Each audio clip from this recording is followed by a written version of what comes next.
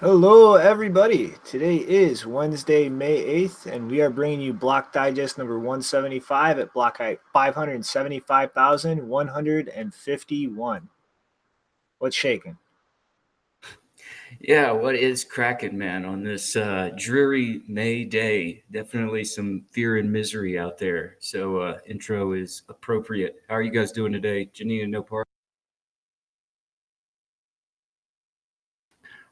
Or I'll just pick. Janine, how are you doing today? Well, according to a bunch of people on Twitter, today is not happening day. Not happening. I've got a lot happening. There's a lot happening on the show. So No, so if anyone doesn't get it, there's a hashtag not happening going around in response to a certain CEO / company claiming that they would be interested in doing a hard fork to reverse the transaction. Ruben on or the chain reorg. first bailout for shitcoins.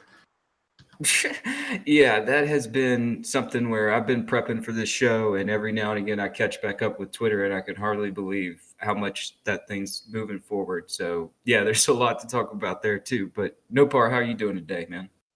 Yeah, I have some sad news too. I know I promised you guys to talk about the Chainalysis webinar, which happened yesterday, but I couldn't connect, and I don't know why. I didn't spend hours to debug it. Well, but since then they sent me an email that they missed me at the webinar, so nice of them. Anyway, this aside, I wanted to ask you, Rick, is there any update with your friend? How's he doing? Yeah, actually, that stinks about the webinar. Like, I get it. Maybe they were trying to keep you out, box you out. But no, I have heard back from Sage and Tracy. They actually came to our meetup after last week's episode, and it was amazing to see him. I mean, the past month he's been through, it looked like he just went through D-Day at Normandy. I turned around and he was just bawling because I could hardly believe he was there. And, it's definitely, got to stay positive through this stuff. And they appear to be doing that. And I was telling him about, all the community support being thrown behind his situation. And I was telling him about, Wasabi's donation and helping him out. And he was really excited to, dig into the transactions and just start looking at interesting transactions. His mind is cheerful. He's got a big fight ahead of him. But I can't thank you enough, Nopar, for you and Wasabi's help towards that situation and all the community really throwing their weight behind this situation to help him through that. Yeah, that sounds great. I'm happy about that. Just very quickly, that I really didn't mean to say that they were trying to box me out from the Chainalysis webinar. It was most likely something on my end. I don't know. Just I'm sorry if that's what came down from my comment. That wasn't what I meant. No, that's all right. Absolutely knew what you meant. I'm just joking around. But let's stop joking around because this has been kind of a crazy, serious week. And it, like we're saying, there's been lots of stuff here on Twitter going on in the past 24 hours. So you want to take us into all this? Are the funds so Safu, Shinobi? Funds are safe. Funds are safe. Funds are safe. Funds are safe. Funds are safe. Funds are safe. Funds are safe. Funds are safe. Funds are safe. Funds are not Safu.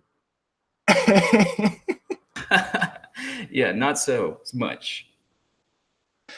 But this was a really interesting situation yesterday, and I'm betting we're going to wind up talking more about the aftermath of it than the actual incident itself. But yesterday around 5 o'clock UTC, apparently some hackers penetrated Binance's system and were able to acquire a number of user API keys, 2FA codes, and potentially other info Binance is not currently aware of. And it seemed like this was kind of a multi-pronged attack that used a number of phishing sites as well as malware and other methods. Binance is still going through exactly like how this was pulled off, but based on what is known so far, it seems to me like this was actually accomplished by compromising users and not the core of Binance's system itself. And so but it does kind of indicate some kind of knowledge of their internal system. So, I mean, there still is a possibility that Binance themselves were compromised. It was pretty much the withdrawal transaction of around 7,000 Bitcoin was structured specifically to pass security checks that Binance has built into the system. And so their system did not flag and block this withdrawal, despite being, I would say, very suspicious, given the size. But for now, they're going to pretty much continue with the suspension of withdrawals of all assets and going to be conducting a security review of their entire system, which they expect to last a week. And during that time, trading will still be active, but obviously no withdrawals or deposits are going to be allowed through the period of the security audit. And so now that all those details are out of the way, which probably no one cares about, let's talk about the aftermath. Core contributor Jeremy Rubin, who I would like to also note is a big Stellar fan before I call him an enormous fucking retard and epic dumbass, is the one this time around who seems to be repeating the time-honored tradition of whenever there is a sizable hack of a Bitcoin exchange, some dipshit out there has the brilliant idea that nobody's ever had before of bribing the miners to reorganize the theft out of the chain so that one business out of the hundreds in this ecosystem doesn't lose money due to their own incompetence and bad security architecture. So let's give a round of applause at how fucking retarded Jeremy Rubin is and go over like how this would have worked in theory. So pretty much the gist is, obviously those coins were confirmed in the chain, and obviously it cost miners money to continue building the chain out. So in order to have actually accomplished something like this, you would have had to pretty much craft a series of transactions, spending the already spent output, and disproportionately give a very large miner fee that would not only have to compensate miners for all the money they've expended mining on top of the block that confirmed the theft, but also provided a financial incentive on top of that compensation to actually go back and perform this reorganization. But the problem is here that if that hacker has the actual private key used to withdraw that transaction, or even without that, honestly, they could just take the transaction that's already confirmed and do child pays for parent on top of that to accomplish this. Could just simply outbid Binance and create an even larger incentive for the miners to continue building on the block where they had actually confirmed this withdrawal. And Jimmy Song actually did some rough math, which I'm going to add to the show notes after we get off the air, that shows pretty much the increasing cost of pulling something like this off, the less hash rate you have. And it's when you have 100% of the hash rate, I forget the exact number, but it was really only effectively the cost of the blocks. There is no competition. There is no subjective increase in difficulty. So you're just paying for the block reward and then some and the fees, obviously, and then some extra incentive on top of that. But the less hash rate you have below 100%, it sees an enormous increase to when you start approaching only 50% of the miners being on board with doing this. You would effectively have to pay thousands of Bitcoin to cover all the costs of this. And obviously, this is just absolutely fucking retarded. But I want to go into a thought experiment right now about what if this had actually been done and pulled off. Well, that would show, one, that mining pools are way too centralized. Two, that hash operators, actual owners of hardware, are either way too centralized or just not involved enough in the actual operation of their own hardware, or just outright apathetic about what is done with it as long as they get paid.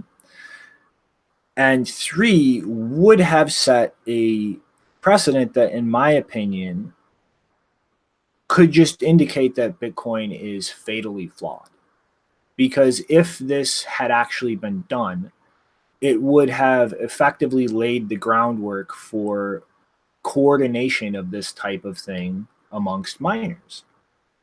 And once this had been established to actually reorganize this hack theft from Binance, it absolutely would not stop there. Because once you've shown that this type of framework for coordinating hash rate like that is possible, everybody and their mom would be screaming, let's use it for this, let's use it for that. And it would just be, in my opinion, a hop, skip, and a jump to go from something like this to trying to enforce second layer protocols where miners blacklist and refuse to mine transactions, or attempt to layer on some kind of identity protocol on top, like Chain Anchor, where you cannot actually transact on Bitcoin without tying your identity to coins through KYC process. And like, honestly, just even the fact that this was talked about seriously, not just by fucking retards on Twitter, but by an actual CEO entertaining it and actually reaching out to miners in this ecosystem, shows how fucking important it is at this point to get things like Matt Corello's Better Hash proposal, or Chris Belcher's P2 pool improvement using Lightning Network actually built and deployed as fast as possible.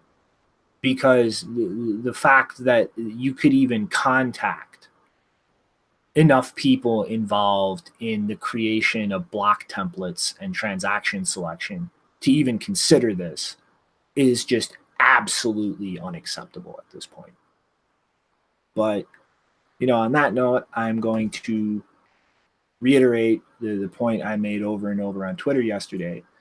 If you think this was a good idea, you're a fucking dumbass. That's all.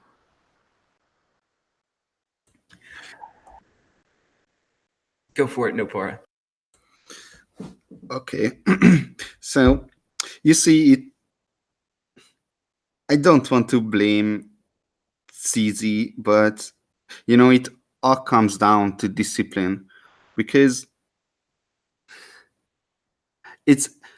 there are some basic principles that you don't want to fuck with, because history proven that those kind of things are if you try to mess with the neutrality of money, then money will be bad, and it really seemed like CZ knew these things and were kind of on board with most of the basic principles. And now there are two things that when you lose a lot of money, or you didn't lose it, but your your system lost it, what you built, then you start to talk about reorging, which is just crazy. We've seen that with Ethereum, and even I thought when Ethereum done the hard forking the coins, even I thought that, oh, it went pretty well, then maybe we could do it with Bitcoin, and then classic happened. So, well, it wasn't that good of an idea. So anyway, history proved that it's a terrible idea, and I think it would be even much worse with Bitcoin. Probably not. Probably the Bitcoiners would stay on the proper chain, and there would be a couple of people that would go on the hard fork blacklisted chain. And the second principle that you don't want to mess with is blacklisting. The earliest examples where Mike Hearn was involved with trying to build something that's blacklisting coins, which sparked a huge developer discussion, and it was pretty much unanimously decided that it's something that we should not do, because it just brings such a dangers with it, by losing the neutrality of our money. So anyway, and I thought that CZ understands these concepts, understands that you don't mess with reorgs or hard forks, and understand that you don't mess with blacklisting. But now you lost a lot of money, and I think he still understands it. He just doesn't care, because he just wants the money back. So I cannot blame him that much, and I'm very curious what I would do in such a situation. I hope I would stick to the basic principles. Well, we figured out that he does not. So there you go. Yeah, man. Like I was just laughing about it myself, like thinking that was even an option that he would think about. And I was thinking maybe he's thinking he got BNB stolen, his Binance coin, and he could just reorg that, because that's no issue. But if you're even talking and contemplating about reorging Bitcoin, I mean, to me, it's like, why would you even think that miners would coordinate on this issue? It didn't happen for Gox. It didn't happen for Bitfinex. It didn't happen even for SegWit. I mean, like, it even took pushing miners to get together to implement SegWit. And the fact that miners would get together on this stage, where we're like 2.5 years past that, and miners have been even more decentralized, while there's definitely some bips down the line that we should talk about implementing as far as decentralizing the pools and everything. The idea that these miners are going to collude to destroy the value proposition of Bitcoin is ridiculous. Yeah, and I mean, it's like, even just seriously talking about this as a consideration was epically stupid on every level possible. Like, you don't think that regulators and governments are sitting here thinking now, that's possible? What could we do with that? How could we force that type of action or coordinate it? Just because it was talked about like that. Like, Ruben and CZ are fucking dumb shits of epic fucking proportions. Yeah, I agree with that. It's ridiculous. It's so ridiculous that it even came up to the discussion. Like, why are we even discussing this? I mean, come on. We all seen what happened to Ethereum. Gossip. Fuck.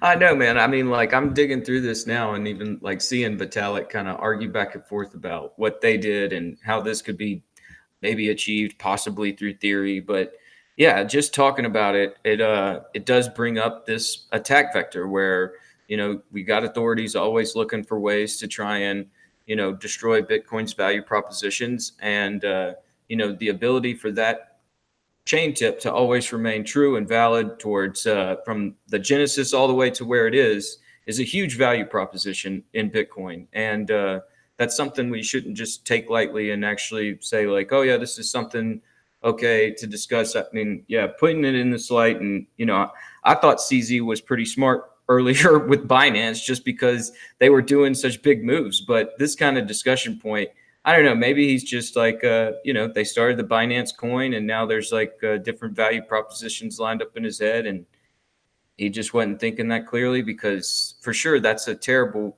place to be, especially if you're an exchange operator for such a major exchange like that. Like, yeah, I'm curious to know more about, once we see some more details come out about how exactly all this Bitcoin was compromised.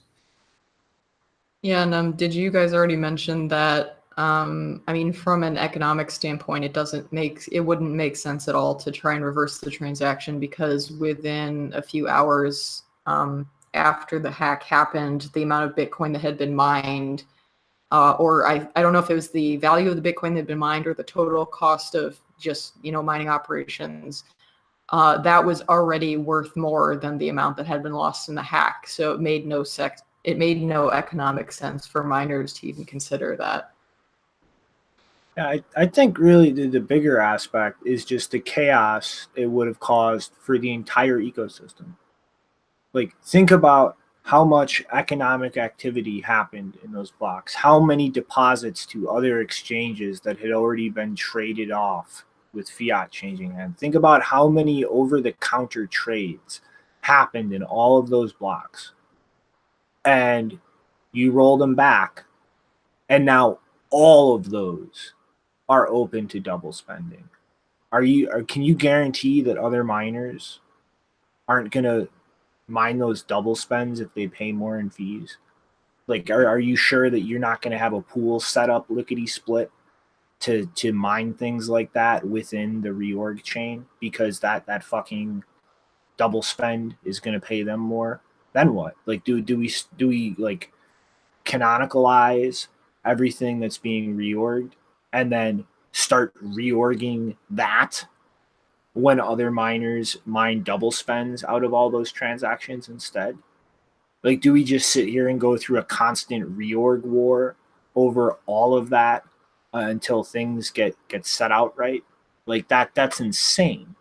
And that would disrupt hundreds of millions of dollars of economic activity. It's crazy. It's bleeding in so many levels.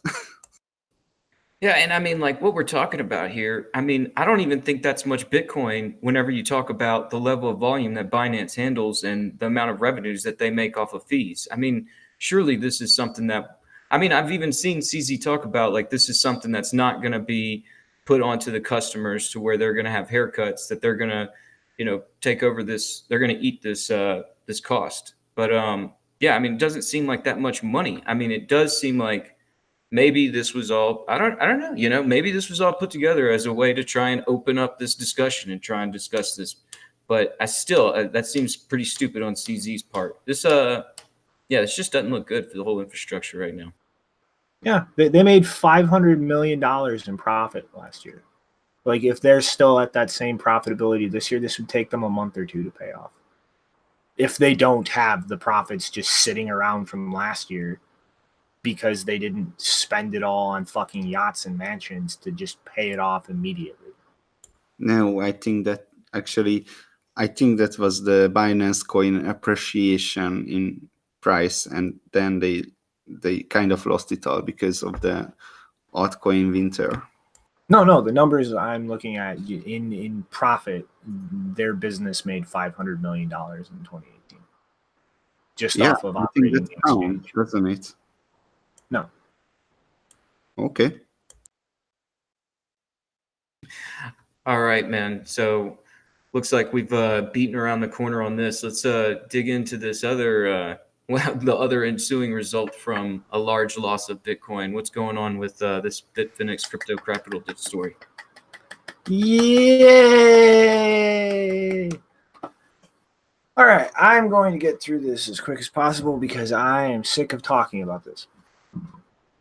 Excuse me. So the two people who were indicted in relation to crypto capital, Reginald Fowler and Robin Yosef.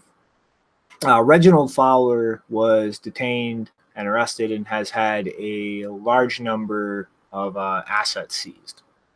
And both of them are going to be facing 4 different charges. One, conspiracy to commit bank fraud, actual bank fraud, conspiracy to operate an unlicensed money transmitting business, and operation of an unlicensed money transmitting business. And pretty much this boils down to their opening of bank accounts all over the United States under false pretenses. Supposedly, what they told the banks was they were to be used to operating real estate businesses. And then the operation of Crypto Capital as a company that was doing that, which is not licensed as a money service business in New York State. And so these charges, all tallied up, could wind up with over 30 years in prison, I think, is the maximum possibility. And as well, a large number of US dollar and securities accounts at HSBC were seized in the process. And I believe the amount in total is somewhere around 300 and something or $400 million. But the interesting thing about the HSBC accounts is that one of the accounts identified actually ties back to a public report of an account that Bitfinex was directing users to deposit to when they started when they altered their terms of service to hold users accountable to keeping accounts that they were depositing fiat into confidential, just because of the game of whack-a-mole that the banks were effectively playing with them, causing huge problems on the fiat processing side of things. So one of these seized accounts is pretty much definitively linked to one actually used to process deposits by Bitfinex. And so, you know, as far as any kind of ambiguity as to whether Crypto Capital was actually involved with Bitfinex, I think ends here. Like, that account shows a definitive connection. And really at this point on this front, it's just a question of whether or not they're going to get their money back, or how this is actually going to be handled in New York, because obviously, like, this has all been seized as proceeds for bank fraud and operating an unlicensed money transmitting business.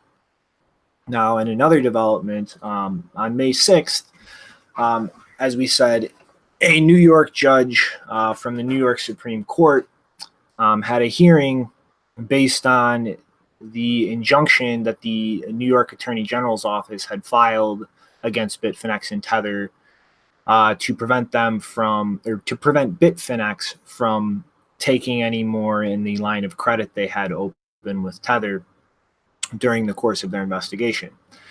And this kind of didn't really arrive at any sort of finality. So as of right now, the judge has not struck the injunction or modified it to allow Bitfinex to take on more assets from Tether through this line of credit agreement. But he has stated that he thinks the preliminary injunction is too vague, open-ended, and not sufficiently tailored to precisely what the Attorney General has shown will cause imminent harm. I think it's both amorphous and endless, he said in the hearing. And so what he's done is given both parties effectively a week to collaboratively come up together with a proposal as to how to modify or handle the injunction, or if one cannot be arrived at collaboratively between both parties, to each submit their own proposal, which he'll rule on in about a week from the 6th. Now, another issue that's come up is effectively whether or not Tether is a security, which could potentially lead to the New York Attorney General's office actually not having jurisdiction over this. And two of the reasons why it's actually pretty absurd in my mind to even consider it a security is that there is one, no common enterprise, so that there is not any kind of investment or project or something that any holder of Tether is dependent on in some way, and there is no expectation of profit or gains, because this is effectively something purchased that is expected to stay static in value through its entire use. But one of the Attorney General's arguments is saying that the Attorney General should have jurisdiction because New York residents can purchase or trade USDT through Poloniex in secondary market sales. And so as of right now, the judge has not made any decisions on this whatsoever, although it looks like he does not think it out of order for the Attorney General's office to investigate, or in his words, probe whether Tether would constitute a security. And so in about a week from the 6th, there's going to be another hearing and a decision made at least on how to handle the injunction. But given this, I'm saying that really at the end of the day, this does not look that bad at all for Bitfinex or Tether. This actually looks like the judge is very skeptical of the way the Attorney General is approaching this entire case. And he's probably going to keep up that level of skepticism through the handling of this, I think. Well, that's good to hear that the judge is at least taking it with a grain of salt as far as the New York Attorney General and what all is going on here. Because, yeah, I mean, this is, a big situation here that's been lasting for a long time. And it's crazy to see that, there are actually some arrests coming down the pipe and some people actually going to spend some years behind bars. But, I mean, it's crazy. I mean, HSBC, those guys have been doing a lot of money laundering for various organizations, and, to see them tied up in this, I mean, it's an interesting little fact, but I guess it's like, we're still going to hear about how Bitcoin's the reason that people are laundering money. So yeah, it's good to get an update on what's going on. I'm sure we'll get more on this as it continues to develop. And I mean, just to look back at the previous story, I hope that, CZ and Binance and all these guys discussing the possibilities starts looking at the major spotlight that comes upon you whenever you have large amounts of value without proper security protocols in place to protect your customers, and what could possibly happen in the ensuing fallout from decisions made there. Mm-hmm. All right, and Janine and Nopara, I'm going to demand a toll of 1 comment each on Bitfinex and Tether before allowing us to move on. I'm not here yet. I said in the beginning when you started that I will come back in an hour from now when you finish your speech about Bitfinex and Tether.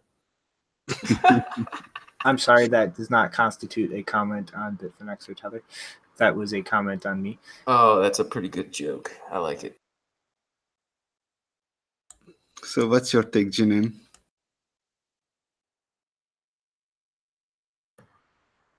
I mean, I don't know. It's like 2 stories in a row about exchanges and the risks of using them. In one case, it's about hacking once again, and the other case, it's about the government getting involved and potentially disrupting the business to the point where they might have trouble operating, or at the very least, if they do operate, they're going to be under heavy scrutiny. And these are both things that we know about, counterparty risks with exchanges, and people should take that more seriously and not be surprised when this keeps happening. Nice. Moving on to a much more interesting thing. So, Shinobi, what happened with Taproot? It's a new BIP out there. Talk about it. Yeah, so this is going to be a little more high level than my rundown of BIPs usually are, just because I have been really swamped with a lot of personal stuff lately. But there are actually 2 separate BIPs that Peter Woolley put forward for this. One which is a more general rundown of the Taproot structure itself. And then another one that is more specifically dealing with some script-related changes specific to Taproot.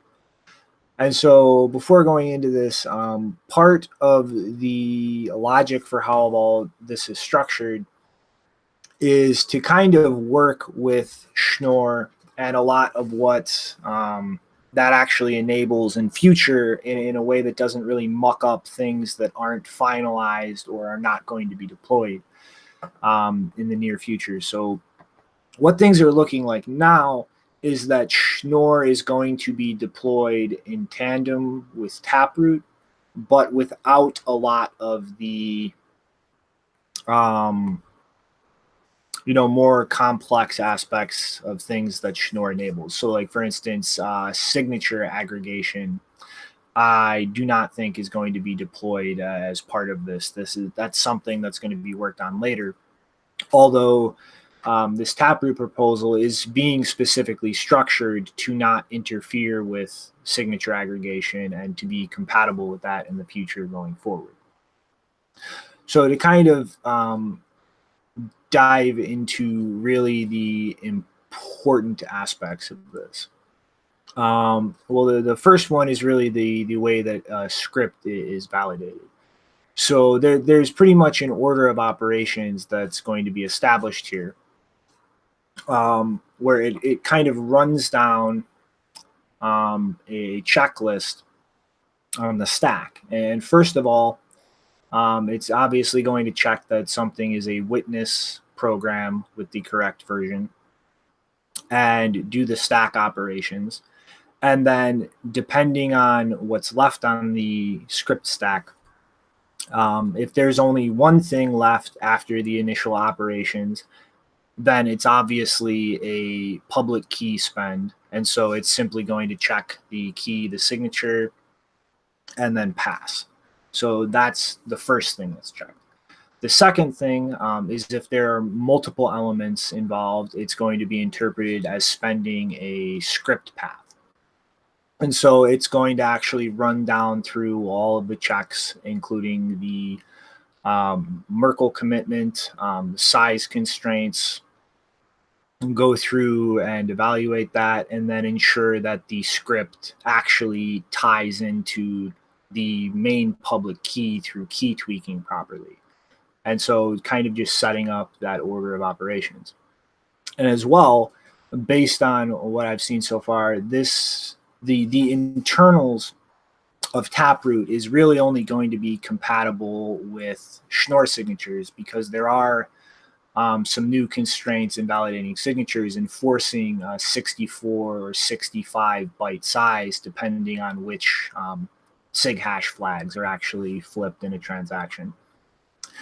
As well, there is some changes to the transaction digest and how that's actually handled. So for those of you who don't know, when you actually go to sign a transaction, you aren't actually signing all of the whole data in a transaction, because the more data you are attempting to sign, given that signing is kind of a multiplication operation, the longer the signing is going to take. So what gets done is you just hash the contents of a transaction, and then you just sign the hash, so that even for large transactions and such, the signature operations stays relatively constant, because the hash size of everything is constant. And so there is a field called epoch, which is effectively committed to first. And as well, the digest is now committing to the script pub key, as well as some of the Taproot specific information, the amounts in transaction inputs, as well as the sequence numbers for transaction inputs, depending on how the sig hash flags are set. And this is being done to kind of improve security for things that are signing transactions offline, to kind of narrow what a device can be tricked into signing, depending on or by withholding information. And this really doesn't seem like that big of an issue. It seems really like the worst case that could be done is just tricking something into signing a transaction that would effectively do the same thing, but just wind up paying more in fees. And where was that? The epoch is kind of just like a version number for the transaction digest formatting, so that in the future, if there are any further changes on how that's actually structured, that can be seen in the epoch number, so that the VM in Bitcoin actually interprets that properly. Now going down to the rest of the BIP, it's mostly just kind of a run through of how to actually construct the Taproot spend that actually uses a scripting path. And it's pretty much just kind of best practices and how to handle things while maintaining efficiency and privacy. For instance, a lot of scripts out there, especially with things like Lightning Network, have op-if operations. So pretty much just like a standard branch in a program. It'll do one or the other. And it's considered best practices in Taproot when you have a script that would use op-if, instead of condensing that into a single script in one path in a Taproot spend, actually break each of those up into independent execution paths down the Merkle tree. So that's, that way, not only is it's somewhat potentially more efficient, but it's also more private, and that you are not exposing what the other conditions in that branch are. As well, it's pretty much pushing for MUSIG, obviously, as far as anything that requires multiple keys down a spending path. And as well, it's giving kind of best practices for what the top level public key spend path that doesn't reveal that Taproot is there at all, is pretty much like always look for that structure in a script. And if there isn't, obvious in the construction of a Merkle script, a path for that, the recommendations are to either simply take all of the keys in all of the script paths and combine those into a single key, or if that's not acceptable for the use case, then pretty much just try to establish a key where there is no known private key, no capability to actually spend it.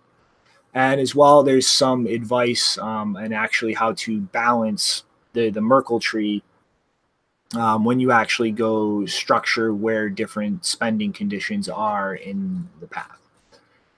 Now, some concerns when actually doing this is obviously not reusing keys for a couple different reasons. Well, chiefly, it's effectively if you're reusing keys, then you might be able to fingerprint different wallets or different actors. Like if you see, the same key used multiple times, you can deduce that those are the same parties involved in that Taproot script. As well, not use the same key in any separate path. So each separate path of a script in Taproot should never have the same key in multiple paths, because this kind of lowers entropy and could potentially allow somebody to try to brute force other paths in a Taproot Merkle tree after one has been spent.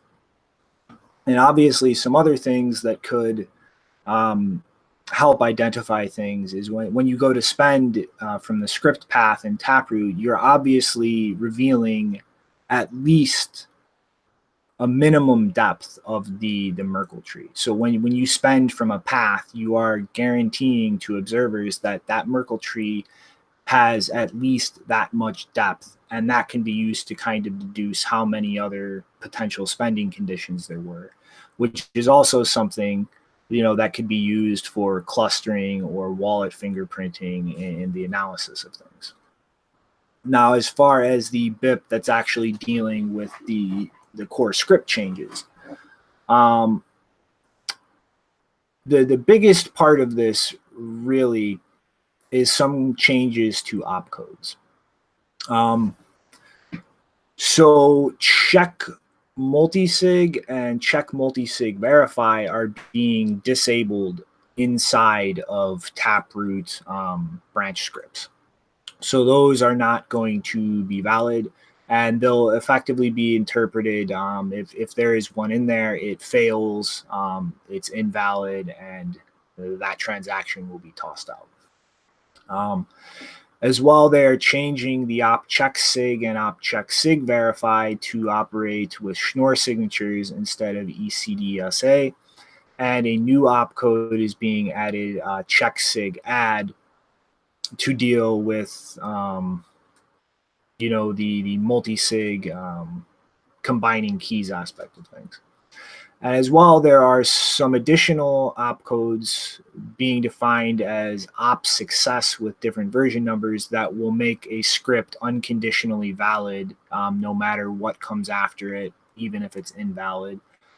I'm not really 100% clear on the logic here, although I would assume this is something to deal with potentially adding new script functionalities down in the future. And as well, a mini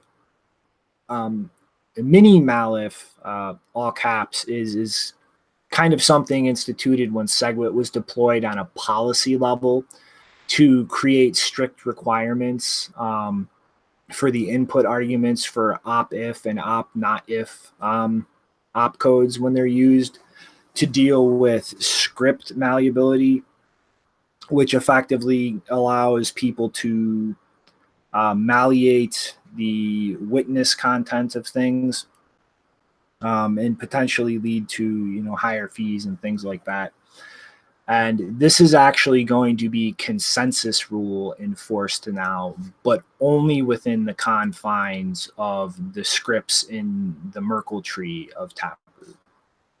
And so, you know, this looks overall like a very well formulated BIP proposal. And I have glossed over a few different things. So if you really want to dig into this, I suggest you actually go through and read the BIPs. They're both in the show notes. But I kind of want to circle back to a core aspect of how Taproot and Schnorr are going to be deployed that was actually causing me a bit of worry for a while. And actually, I don't really know how I feel at this point, so I guess we'll get to that after I go through it. But part of how things are going to be deployed is by default. It's looking like Schnorr, Taproot, and so on is going to just use the public key itself in transaction outputs. So they are not going to be continuing the practice since the introduction of pay to public key hash of having the hash of a public key in the output of a transaction, so that when you go to spend, you are creating a signature which is mapped against the public key, and then the public key is then verified against that hash to ensure the spending conditions are met. It's simply just going to be the public key, and you compare the signature against this. And, you know, part of the issue here I took is that in the event that an actual quantum computer is developed that is powerful enough, you would be able to theoretically just take a public key and reverse that to the private key and be able to spend coins.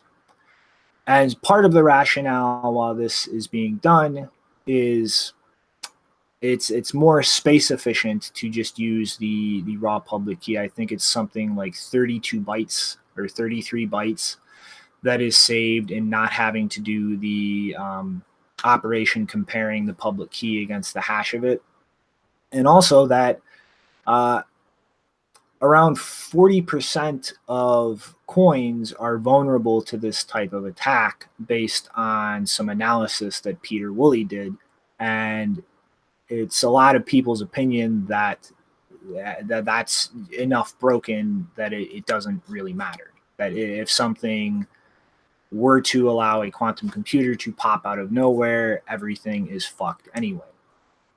And the reason I don't know how I feel about this anymore is because I thought that if most of those coins are centralized exchanges just reusing addresses and using bad practices, that's something that's fixable. But talking to a bunch of people about this and thinking it through, most wallets out there, unless you are using a full node or neutrino filters, give your master public key to the wallet server to check balances. And so when you take that into account, if an adversary with a quantum computer were able to compromise all of the major wallets servers out there that hold users' master public keys, then that 40% of coins pretty much becomes a super majority of coins. And so at this point, even I, who is kind of not okay with this use of raw public keys with Schnorr based on the 40% argument, because again, if that was just big businesses, that's fixable. I'm looking at this now, taking into account light wallets that hand over master public keys. And even I now think that things are pretty much just fucked. And if a quantum computer were to pop out of nowhere, really everything is fucked and there's not much you can do about it. I'm totally agreeing with you with your confusion. I totally feel your confusion about quantum computers, but before that, I want to know that you started this story with the note that, well, I didn't really do too much research on the topic, so it's just going to be a quick rundown and then give a half an hour presentation extensively on the bit. Anyway, that's our Shinobi.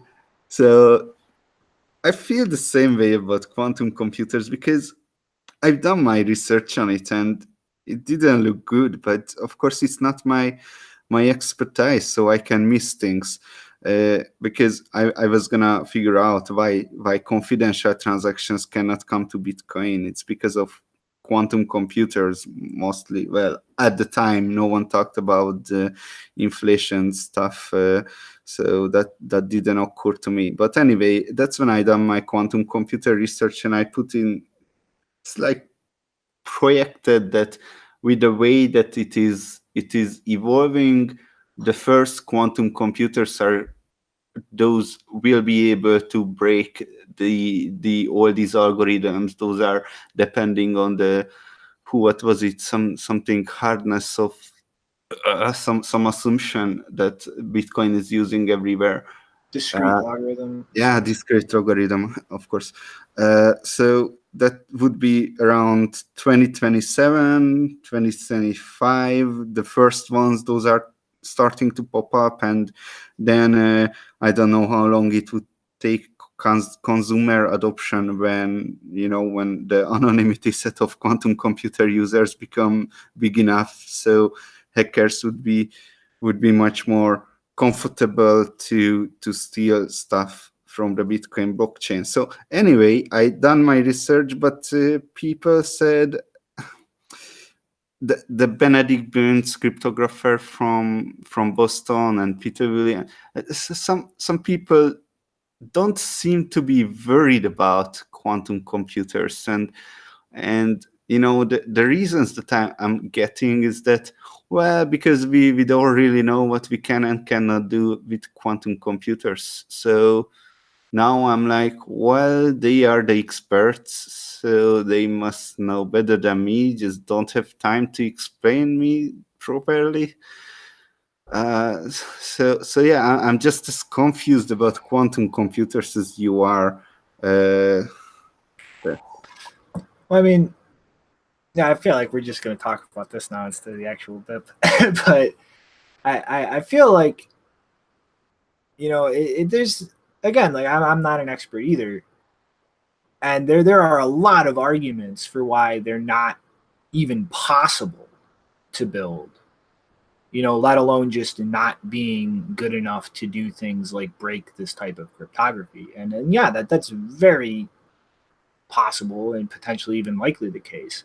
But the reason I still think about this as a systemic threat is like you have to think worst case, like Murphy's Law. What can go wrong will go wrong. And like, even if it's incredibly unlikely, if there are simple things you can do to deal with a potential threat, even if it's super unlikely, with a system like Bitcoin, you should do that. But like my issue here now looking at this is I'm not sure if it's even really worth arguing about or doing anything, because I mean, when I initially was like looking at this, my thought process was, okay, there are some big exchanges that are being dumbasses. And if everybody pressures them, that can change, and that percentage of vulnerable coins can come down to an acceptable level systemically. But looking at how most light wallets work, I mean, that's a whole different game. That's not just pressuring a few businesses. That's like this entire ecosystem needs to rip everything up and start again. Like everything needs to move to addresses in wallets that do not reveal any public key information to any servers. Everything needs to migrate to using hashed addresses to query balances only, or things like neutrino and full nodes. And that is just so much more of an uphill fight than going to a few businesses like Binance or Coinbase and being like, stop being fucking retards. No, there are about 1 million Bitcoins sitting on public keys, and those may or may have not been Satoshis, right? It probably lost, and those are the easiest targets.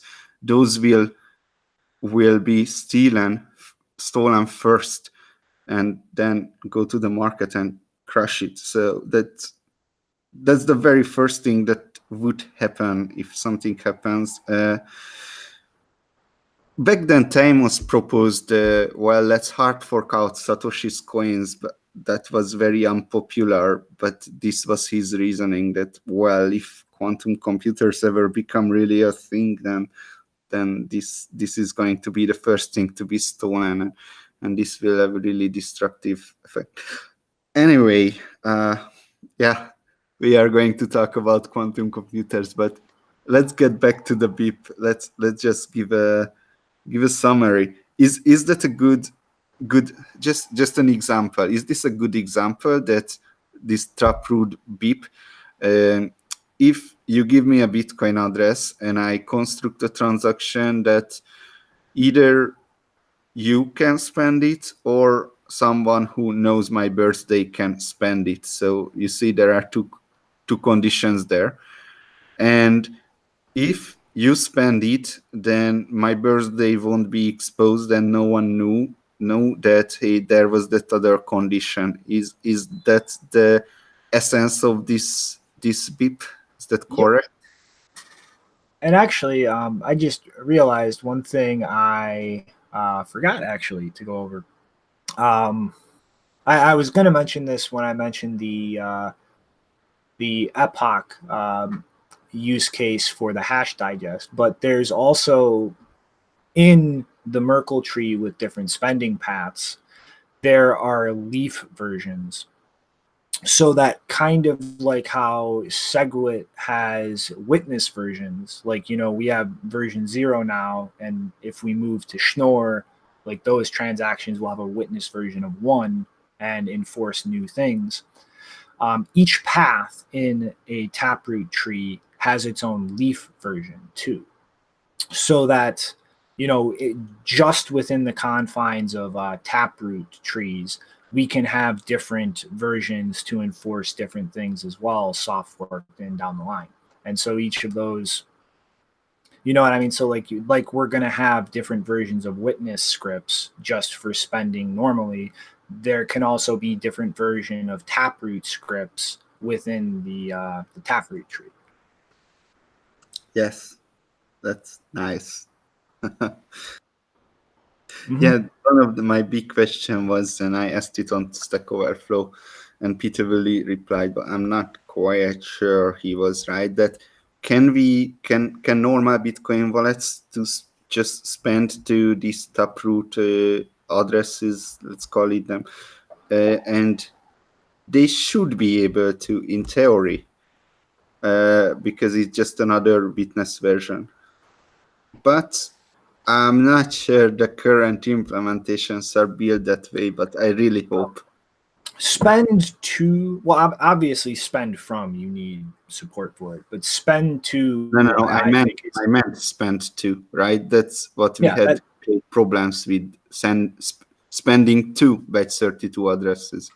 So yeah, it'll be the same as SegWit. Like a wallet will have to probably upgrade to spend to it natively, but you can always wrap things in pay to script hash like we did with SegWit. So I think it'll probably be the same kind of adoption with Schnorr and Taproot as with SegWit. Like we'll see the pay to script hash versions start getting adopted first, and then people will probably slowly start adopting the native versions after that. I mean, no, because okay, I asked it like 2 months ago, so my memories can be vague. But I think Peter said that yes, you should be able to spend to these addresses, because basically the only thing you change is the witness version. So. Oh yeah, okay, yeah, you're right. Actually, yeah, you should be able to spend to it natively. But I think the one issue with that is that it might not propagate or broadcast because it will be non-standard from the point of view of anything not upgraded. So yeah, you're right. It should be able to parse the Bec32 native. It's just the standard issues might cause problems. All right. All right. Well, yeah, like we're coming up on 30 minutes here. I mean, but it's definitely something that we need to digest and pick apart, because we've been talking about Schnorr and Taproot for a while, and so yeah, a lot of details here, and we got some more technical updates on stuff going on. So let's go ahead and keep digging into this. So what's going on with the new Bitcoin Core release? Yeah, sorry to going over. I didn't even realize it. But this stuff is fun to talk about. It is, isn't it? Okay, so Bitcoin Core 0.18.0 is released. Finally, I guess. I have to say I didn't see any smoking gun, but there are some smaller nice improvements. One is that cost to get block template will fail if SegWit rule is not specified, which just means mining if someone is mining with Bitcoin using Bitcoin Core, then well, they should create a SegWit template block and not an old one, because their reasoning is calling get block template without SegWit specified is almost certainly a misconfiguration. Okay, there were some warnings about config file if you put something wrongly in the config file, then it was silent. Now it's not silent. There were some configuration added the 0MQ which is like the RPC, but so it's an inter-process communication, the 0MQ protocol of Bitcoin Core, which Nicola Doria never succeeded to make it work properly. So I read the documentation because I tried it too, but I didn't succeed to make it work properly. So it's more interactive than the RPC, so that's nice. The ZMQ raises messages to other softwares, which of course the RPC is just is just a request get the response protocol. So that's why you would use 0MQ. Yes, there were some really nice updates to the documentation. For example, they finally added the JSON RPC documentation, even if it's really small. I think it's really needed because there were not many guarantees that Bitcoin Core was guaranteeing about JSON RPC, which brings me to the next topic. I mean, not the next topic, but the next topic regarding this is that they removed the generate RPC. Well, they deprecated it, the generate, which was probably the single most used test RPC ever in every software that's building on Bitcoin Core and writing tests. So we called this thing on, like, I don't know, like 100, 200, 300 places. We call this generate RPC so many times. It's not an issue for us because we are also working very closely with Nicola Doria on NBitcoin. So we made sure very quickly we updated the NBitcoin. So there is generate to address, and so first you get an address and then you do generate to address. So you could replace this generate RPC in software, so we didn't have to modify anything. But you can imagine someone is working on Bitcoin J who that has seen the first release since 2 years. Like the last release of Bitcoin J happened around 1 or 2 years ago, and okay, now you implement this generate hack into Bitcoin J, and then you have to wait a year to be able to use that. So you have to hack around. I really hate that these kind of things are happening, but oh well. It's not Linux kernel, it's just Bitcoin Core. Add witness address is removed, which it didn't matter to us, but I mean, add witness address was a really recent RPC, so you add that and then remove it. Okay. Signed raw transaction is removed. There is a nice substitute for that. Yeah, I'm not going into a personal story because it's not that interesting. No, and a very interesting thing is that hardware wallet, people are talking about hardware wallets and Bitcoin Core 018. Well, Bitcoin Core 018 doesn't support hardware wallets as you would expect it to support yet, I believe yet. What it does is that they added some PSBT RPCs. So PSBT is a protocol that's been created by Andrew Chaum, and that protocol lets you communicate with your cold card, for example, through SD cards. So you put the PSBT transaction to the SD card, take it to the cold card, bring back the SD card, take the new signed PSBT transaction and broadcast it. Okay, so these kind of RPCs were added to Bitcoin Core. So this is one part of the hardware wallet integration starting. And the other part is the actual HVI library, which actually was written by Andrew Chaum, but in Python. And well, I was kind of interesting to see it in the Bitcoin Core release notes because it's in a different repository. The GitHub project is called Bitcoin Core. It's written by Andrew Cho. Some Bitcoin Core developers contributed to it. It's in Python, but anyway, it's a command line. Well, as software, let's say you download an exe and then you start typing command line commands like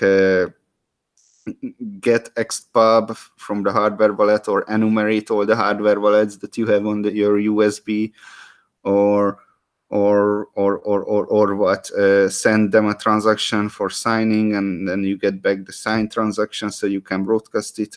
So it's very, very, very handy. Hopefully it will get into Bitcoin Core natively. I don't know at this point, but it is what we are using with Wasabi. So I'm very, very happy with that because it saved so much time. Let me just quickly read what they say about on the release notes. A sub project of Bitcoin Core now provides hardware wallet integration, HVI, scripts that allow command line users to use several popular hardware key management devices with Bitcoin Core. See their project page for details. And yeah, HVI, I think, even if it's kind of side Bitcoin Core side project, but that might be the most notable change I would consider the most notable change. And they removed the RPC, the generate RPC, which I'm very sad about, but never mind. So that's what happened. You left out the most absolutely infuriating fucking thing.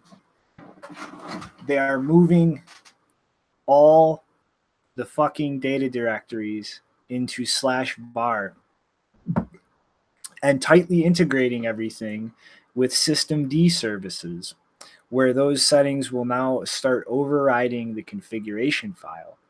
And I have one thing to say. Fuck systemd. Fuck that. Give me init back. I am sick of constant changing shit that breaks everything, that conflicts with fucking legacy systems, that causes problems every goddamn fucking kernel update. Fuck systemd. Wow.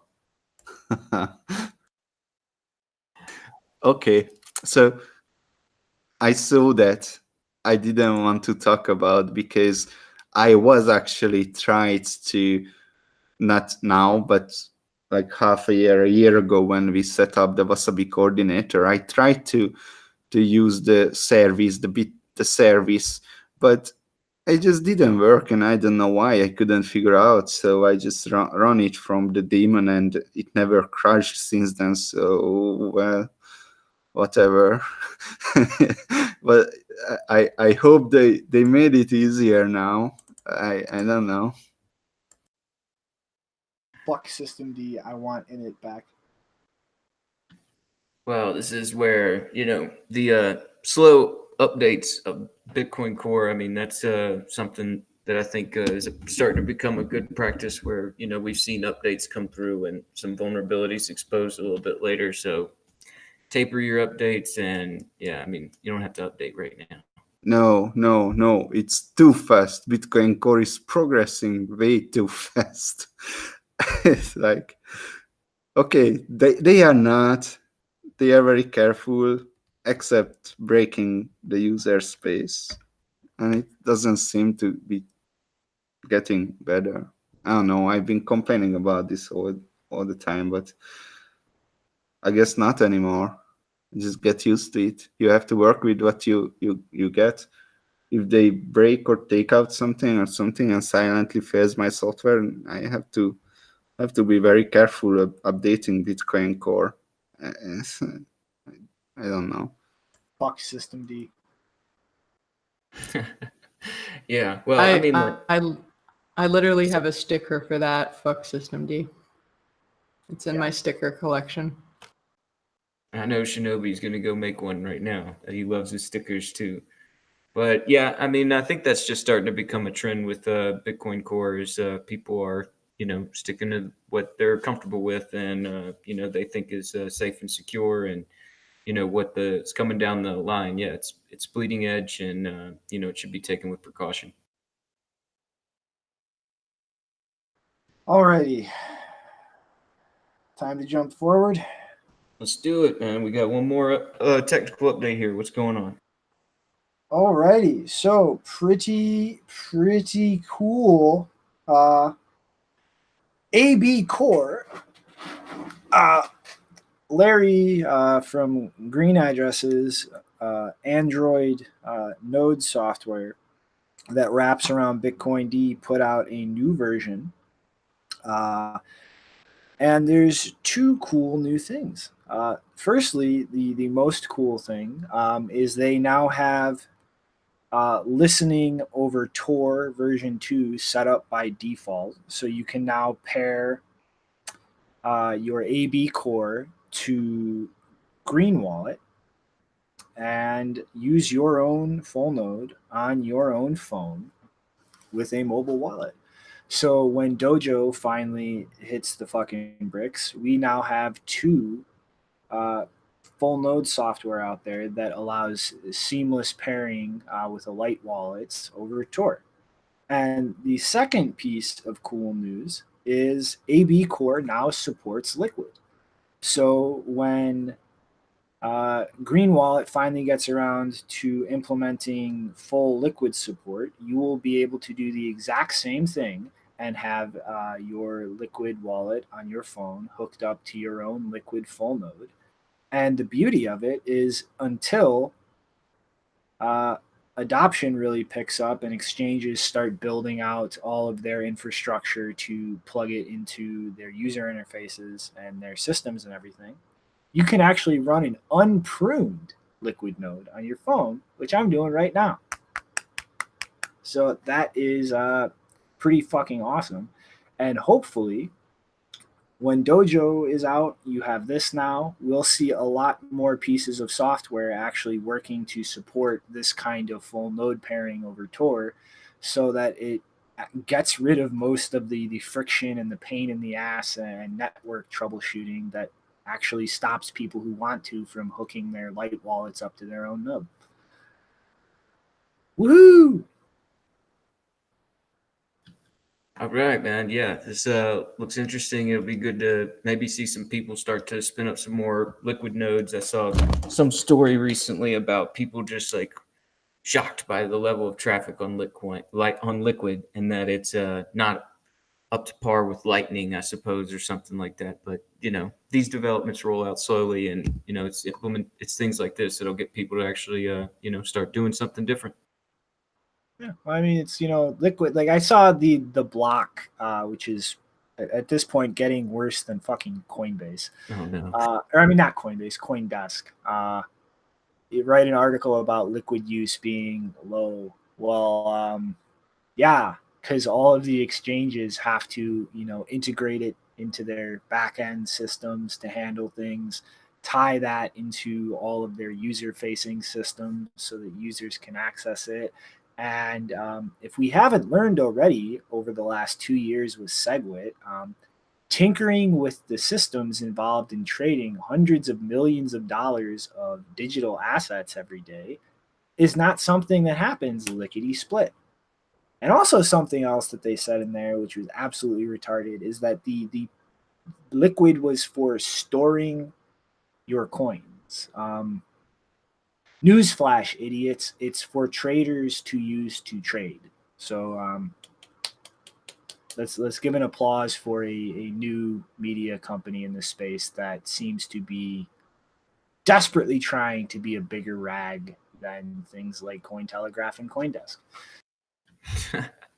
For sure, they got to keep putting out content, and they're going to write about their feelings on what's going on, and they definitely need to take that into the equation as far as slow growth and the way that things get built out here. But yeah, it's good to see that, now with this liquid, integration and Bitcoin knots, and like we're saying, I mean, this whole sort of modular style of different implementations and clients, and the way that this is going to build out. It's good to see that there's updates beyond Bitcoin Core.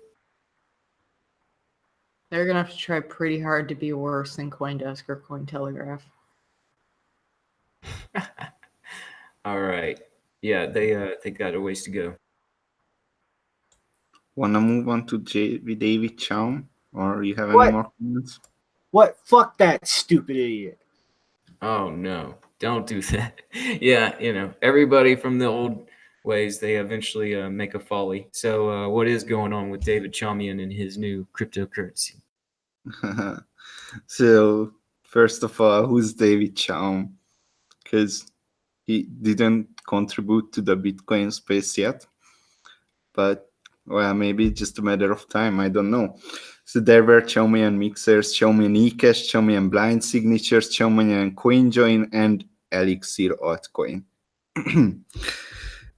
So David Chaum seemed to be the guy that every privacy technology has its root in. I created a huge mind map a while ago, and I gave some presentations based on that mind map. But every privacy technology had a root in David Chaum's something, and this was crazy to see. So David Chaum is an awesome inventor, because he started everything so early, and he figured out everything very early, or the very basic building blocks of everything. So what was really interesting to me is that I see this interview.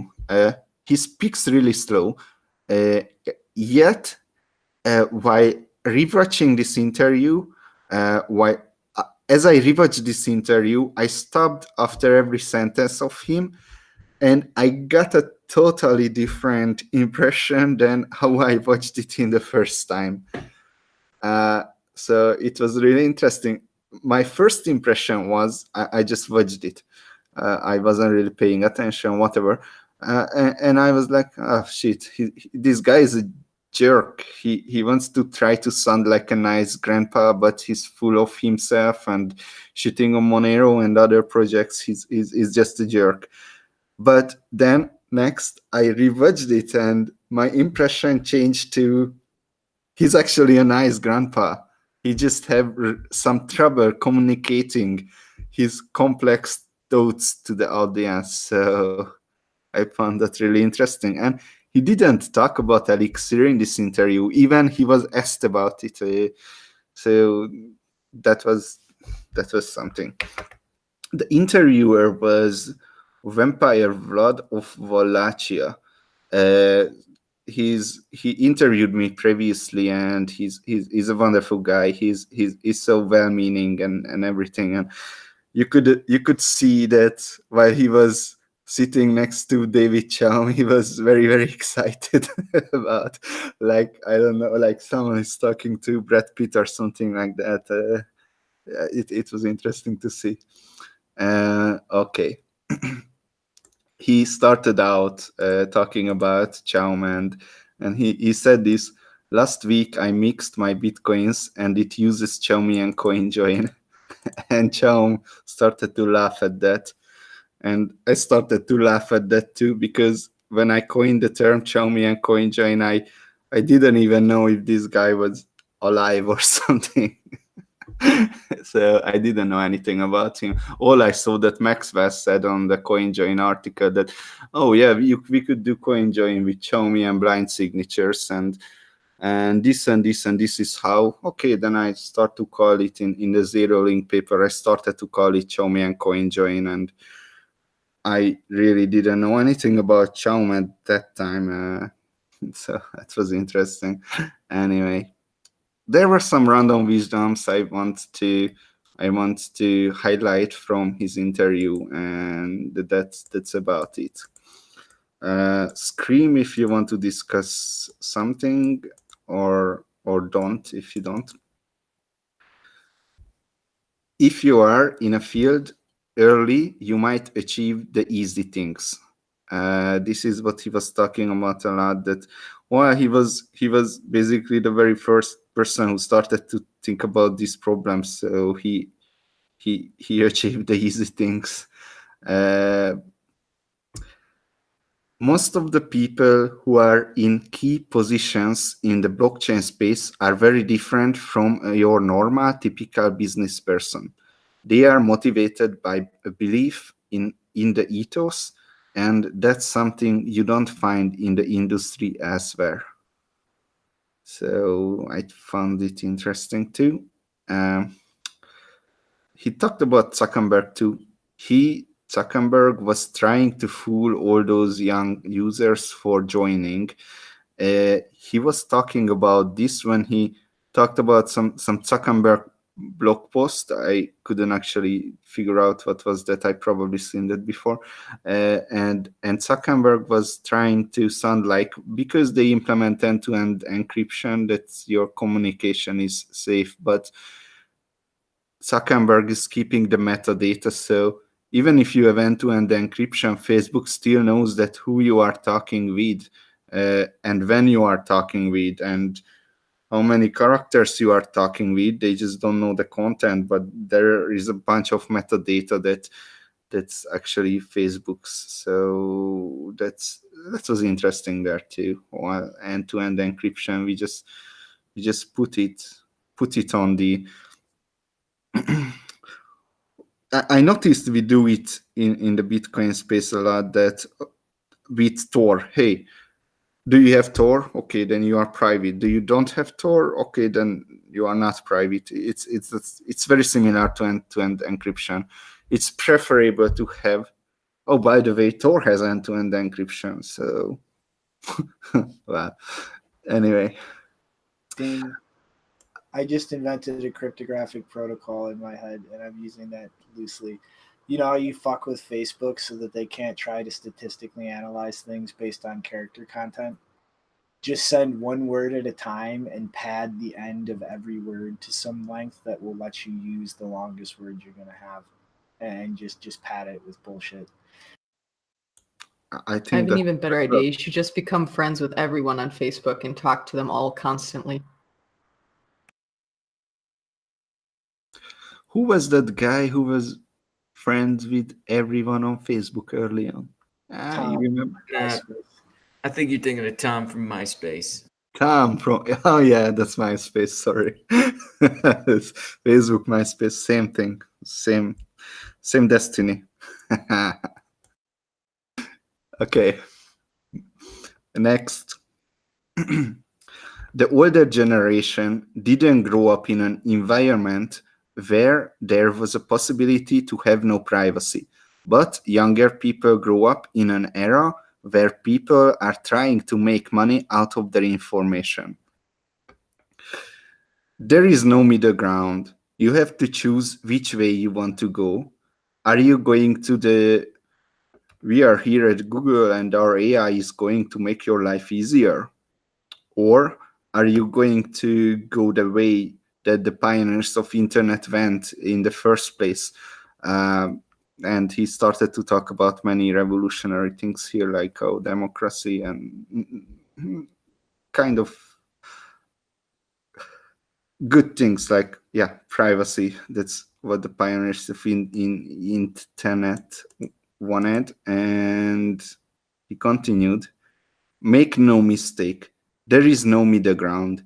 We must choose which direction we want to go. Information is either known or it is not known.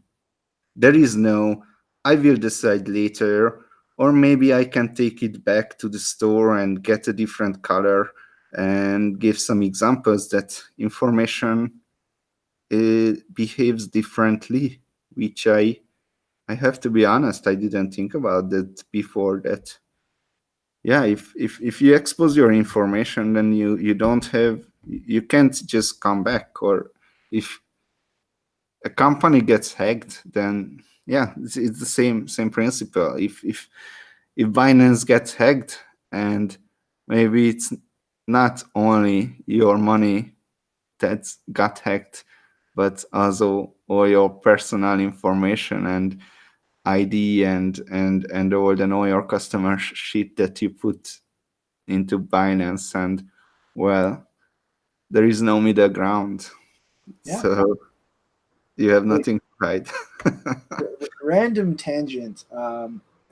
Everybody should go look at this comic book called The Private Eye by Brian Vaughn. You can literally, it's like literally free to download online. But the whole plot is effectively like 80 years in the future. There is no internet. Everybody wears masks and costumes when they go around in public and uses pseudonyms. And the whole reason that is because like 60 years ago in the story, all of the cloud services in the world got hacked and everybody's private information was dumped out, and it pretty much completely ruined everybody's lives, dumping like all of everybody's deepest secrets out in the public.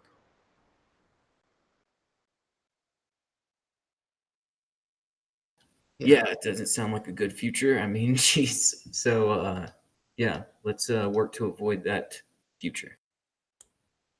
All right. Last interesting thing I want to note.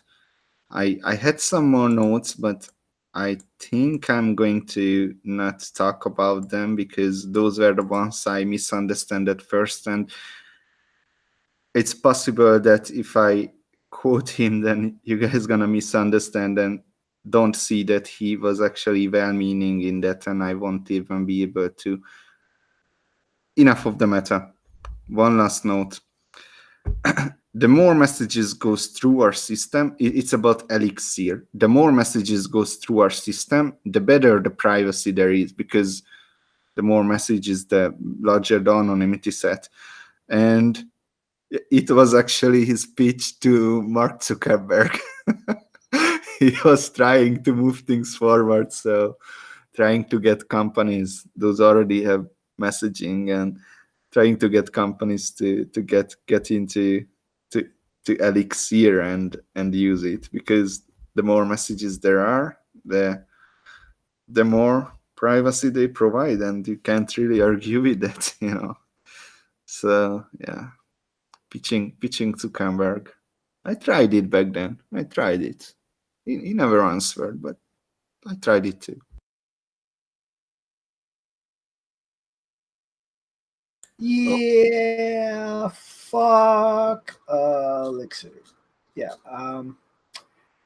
As far as mixed nuts go, I'm more interested in what actually happens with Nimtech than a guy who invented the first form of digital cash, lost all of his money trying to push it in the 90s, and then slides into the crypto space super butthurt that he didn't make a bunch of money.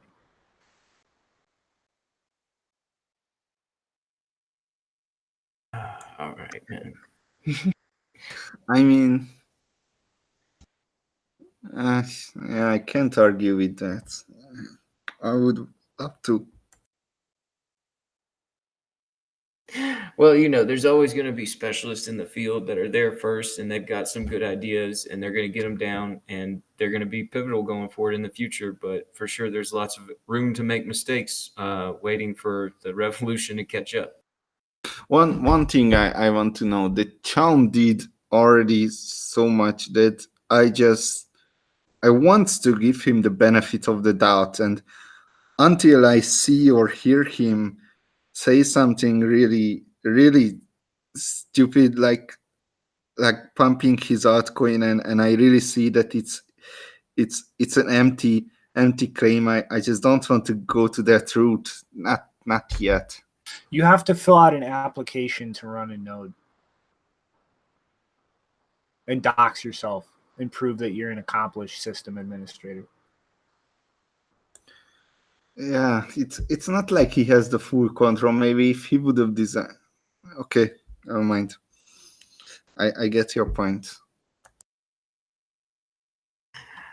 Yeah, so that's a good bit. I need to go back and watch that video and see a little bit more of what was discussed there. So, yeah, you guys want to go into this Chainalysis story? Fine. So even though Nopara didn't attend their webinar yesterday, there's actually another Chainalysis story on the news desk, which is that they have submitted comments at the beginning of April to the Secretariat of the Financial Action Task Force, which is an anti-money laundering and terrorism financing organization based in Paris. And they say they wanted to participate in the public consultation, specifically focusing on a line regarding legal requirements for what they call VASPs, which stands for Virtual Asset Service Providers. And so at first their comments go into the problems with identifying what is a VASP, because the definition of a VASP is not well defined. I really hate the term because, first of all, it's based on virtual assets, which is like they talk about how, oh, virtual assets have a pseudonymous nature and blah, blah, blah. And I really hate that, because the idea that cryptocurrencies and blockchain stuff is the only virtual assets is just completely asinine and ahistorical. So I hate this term in general. But in the summary area, they write under technical opportunities that VASPs should collect and store KYC information on the identity of the originator. And while the transactions themselves are public, VASPs must link their customers with their specific transactions, as this information is not available on the public ledger. Blah, blah, blah, blah, blah. This must be shared with law enforcement. Chainalysis has helped track billions of dollars of stolen funds and illicit activity, because you got to shove some marketing in there. And so at one point they also say that this is kind of similar to other recommendations where they try to make a distinction between custodial versus non-custodial services, and they don't, in this commentary, they don't ever use those words, which they really should, to be clear. But they say that there are instances where forcing KYC data collection on some categories of VASPs, like, quote, software developers who build virtual asset wallets that allow individuals to manage their own wallets and transmit virtual assets to and from them. Like, again, that's really non-specific language, and this is terrible vocabulary, but I assume that what they're talking about there is basically non-custodial wallets. And so they're saying that they should be immune from the requirements of VASPs. And in that regard, they're not complete assholes, but still, I really hate all this terminology getting really wishy-washy. And another thing they bring up is that any data collection and sharing schemes for KYC information between financial regulators and investigation agencies, they may come up against various data protection regulations that are going into effect, because those do not yet provide formal exceptions for data sharing and collection for financial crimes investigations. So I guess they'll have to wait for that if there are any conflicts. And later on, they say the scope of building such a platform to share this identity information for virtual assets would be incredibly costly and time intensive to initiate. Even if it were created, there would be issues such as how data is stored and the membership criteria to join such a platform. Like, of course, like they say this like this is like breaking news. Like, it is a problem to store identity information securely. Like, yes, this is why blockchains, or at least the ones that actually make sense, were created without identity being a part of it. That's the reason they're pseudo-anonymous, is because this is a giant security hole. And apparently they think this is like groundbreaking advice. But anyway, they say further, it would be impossible to enforce. The creators of every virtual asset address would have to register each address they control, which is not, they don't recommend that. And the end result would be an incomplete system with diluted efficacy. And then in their list of recommendations, they say that private individuals should not be expected to register as VASPs if they buy and sell virtual assets, unless it is their business to facilitate this, and whatever classification of VASP they then fit under in terms of requirements.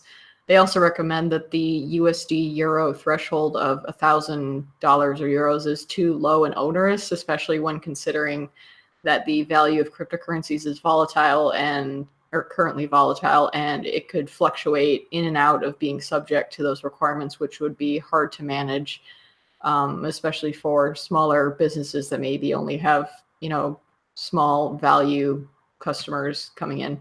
So those were the points that stood out to me. But in general, just besides, being pissed off with the vocabulary, did you guys notice anything else interesting? Sorry, you go ahead, no problem. Now, if we look at it, then these are kind of reasonable suggestions, and it's nice that they brought up the data storing issues.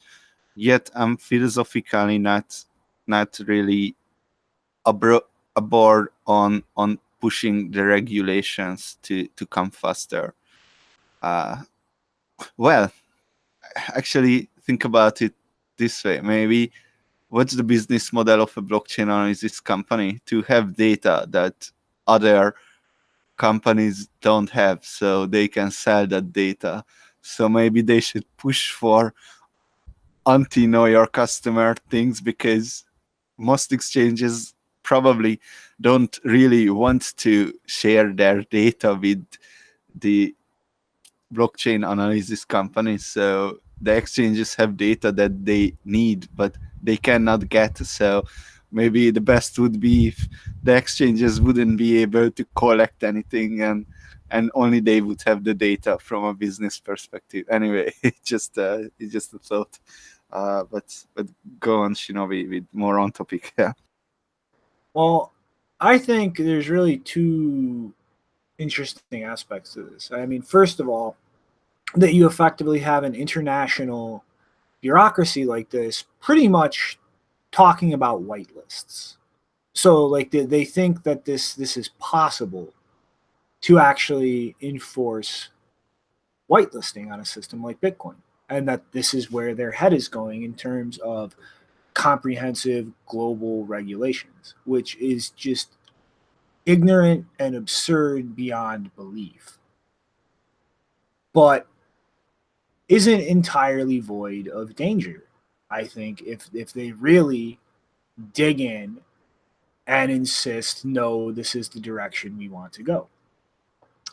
And second, I think the reason, like when you really think about it, why Chainalysis is pushing for this, I don't think that this is at all selfless or trying to be reasonable.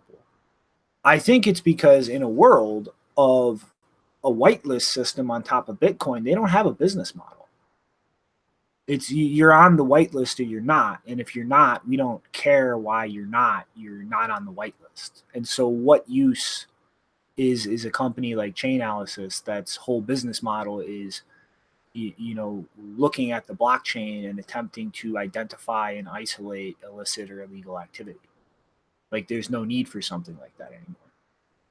And so I really want to caution anybody from like looking at Chainalysis just because they've made these recommendations and comments as if they're some kind of good actor or being reasonable. Like this is done entirely for their self-interest and absolutely nothing else. Like if the FATF was to do this, they're out of business. Yeah. I'm sorry. Go ahead. I think that's super interesting and important what you just said, Shinobi, because yeah, just think about it. If there would be a whitelist or blacklist or any kind of list, then exchanges wouldn't need Chainalysis to spend a bunch of money on the whatever they are doing on their services, because then they have the deniability. Hey, we implemented your fucking whitelist, so why would we even need the Chainalysis bullshit, right? So it's a very interesting and important. Unless Chainalysis is basically pushing for them to be the ones that create the whitelist and have a monopoly on that. In that case, that wouldn't be bad for them. Yeah, I mean, like as far as these blockchain analytic companies go, I mean, Chainalysis and a few others really kind of run the gamut on this. And I mean, even though they have whitelists, I mean, certainly there's definitely, as far as practices for exchanges, they're going to want to be monitoring the supply of what's going on in their exchange and trying to keep best practices there. So I understand certain levels of it, but like you're saying, I mean, those exchanges aren't really going to want to hold people's personal information. They're not going to want to keep sacrificing this to destroy their business model. And yeah, I mean, maybe they could come up with some sort of standard to outmaneuver this, because I mean, I take this seriously. Like I'm saying, I mean, Chainalysis is one of those major companies, and you know, the FATF, their guidelines that were pushed down back in early 2018 have very much become a reality, where we've seen companies like Coinbase lobbying to surveil both sides of a transaction. And that's something that they were talking about, pushing down guidelines for that, as well as implementing heavy KYC on all exchanges, which we also saw that. And so this move from Chainalysis, yeah, I mean, this is something I don't treat these guys lightly. Like, it's something I take seriously, and we should be keeping an eye out for this and trying to figure out a counter measure for it. All right. So if there's not any more comment, we could talk about what kind of work these guys have been doing to bust people down. Go.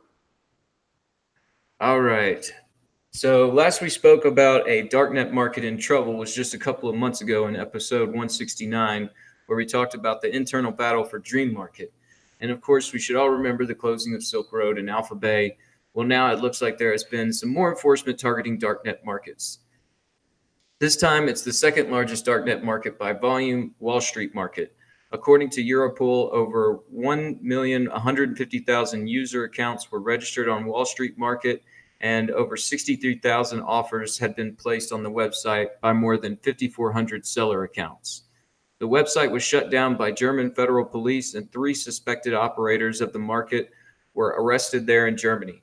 The German police were supported by the Dutch National Police, Europol, Eurojust, and various U.S. government agencies, which included the DEA, FBI, IRS, Homeland Security, U.S. Postal Service, and the U.S. Department of Justice.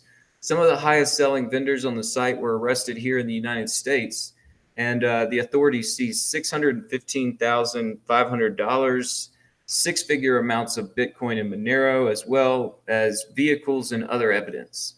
Reports say Wall Street market was in disarray the past few months following the influx of users moving over from Dream Market. Supposedly, the operators stole between $14 and $30 million in Bitcoin and Monero from their users. Then there are also reports of blackmail from operators looking for Bitcoin in return for not exposing customers' identifying information. Then just about a week ago, one of the moderators leaked the credentials for the back end of Wall Street market, and everything went down just a couple of days ago. Executive Director at Europol, Catherine DeBoy, says, quote, "These 2 investigations show the importance of law enforcement cooperation at international levels and demonstrate that illegal activity on the dark web is not as anonymous as criminals may think," close quote. Now, she said 2 because there was a second darknet market taken down in the same operation, the other being Valhalla, previously known as Silkity, has been seized by Finnish authorities working closely with French National Police. The Valhalla takedown didn't receive the same treatment, as it's relatively small in comparison. However, it was one of the oldest darknet markets to be taken down. So with Dream Market in disarray and Wall Street market shutting down and other enforcement we are seeing across the board in this sector, it makes you wonder how much longer these markets will be able to survive with this level of international cooperation from law enforcement, like we were just talking about, with FATF moving in and bringing in a common interest of bringing these things down. So just to interest of time, we're going to combine this now. On top of these enforcement actions that we're discussing, there was also a seizure of the deep.web domain. Deep.web was a resource for people looking into darknet markets and was said to have made millions of dollars in commission through referral links to various marketplaces. Well, now their Onion and ClearNet sites have been seized by the FBI, and several people have been arrested for association with the site. 2 suspects were arrested in Israel, and others were detained in Brazil, France, Germany, and the Netherlands. There are still not too many details on this story as it just broke yesterday, and the Justice Department, FBI, and Israeli consul have declined to comment. But none of this bodes well for the darknet market industry and will have everyone second guessing their steps in these marketplaces. So there's been a lot going on there with what these guys have been doing to try and bring these marketplaces to their knees. And this is a big use case for Bitcoin. So what do you guys make of all this? Holy shit! Deep.web is down. Oh, that's so crazy. I actually thought that was operated by law enforcement in the first place, because I was looking at that website long time ago and it was giving very good news. But the last 3 or 4 years, it was just well, this got caught, this drug dealer got caught, and was no real content there anymore. But it was still the gate to the dark web, right? Like there were the links where you could go to the darknet marketplaces. So wow, I thought that was operated by them already, but well, it looks like no, they just got them shut down now. Well, one, didn't you know no par talking about things is a crime now? And as far as Wall Street market going down, I mean, just goes to show one of the biggest security threats is the guy working inside the thing you're worried about securing, especially when you're talking about anonymous people and cryptocurrency. Oh, you know what I found really interesting in Deep.web? Because I looked at the writers, and the writers, many of them were writing with their own name. And I was actually just looking at, hey, this guy is actually Hungarian because he has a Hungarian name. And I really thought that this thing is completely legal and there is no issue with that. Yeah, I mean, like it's pretty insane. Like that whole speculation about Deep.web being run by law enforcement is not just something held by yourself. I know that's kind of been speculated. I've read that a couple of times whenever I was researching this subject. And yeah, it just seems like the biggest problem with these marketplaces is the fact that there is this anonymous association and coordination to try and keep the market moving forward with lots amounts of value behind it.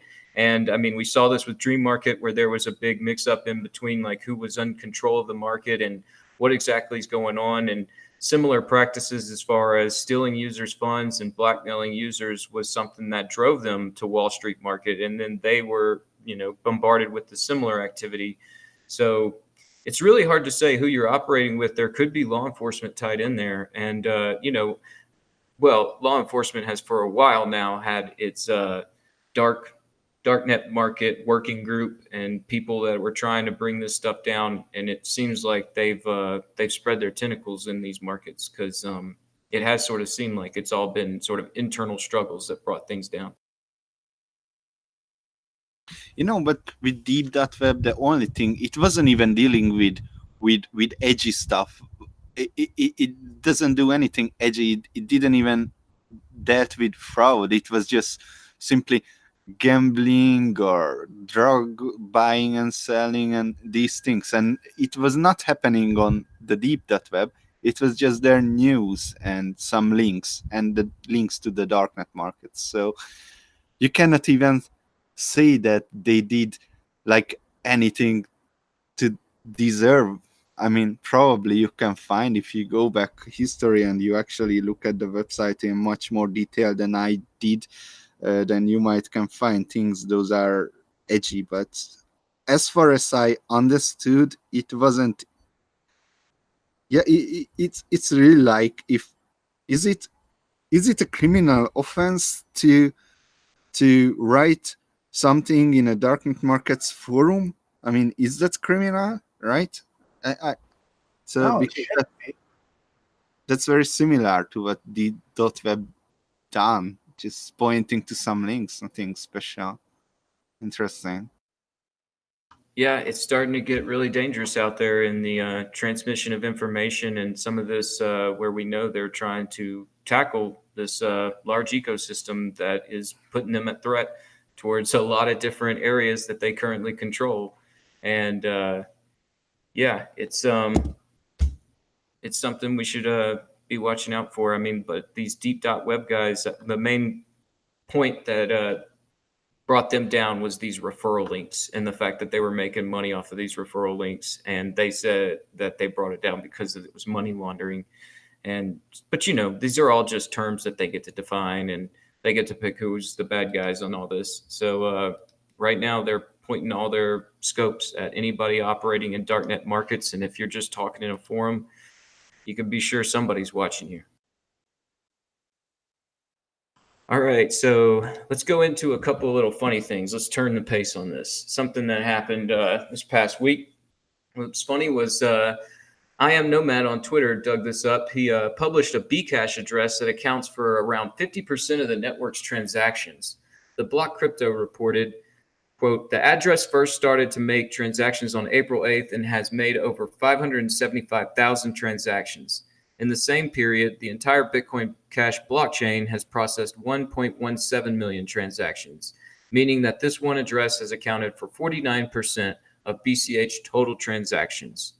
And the address has been making consecutive transactions, often for the same amount of 0.0000731 BCH.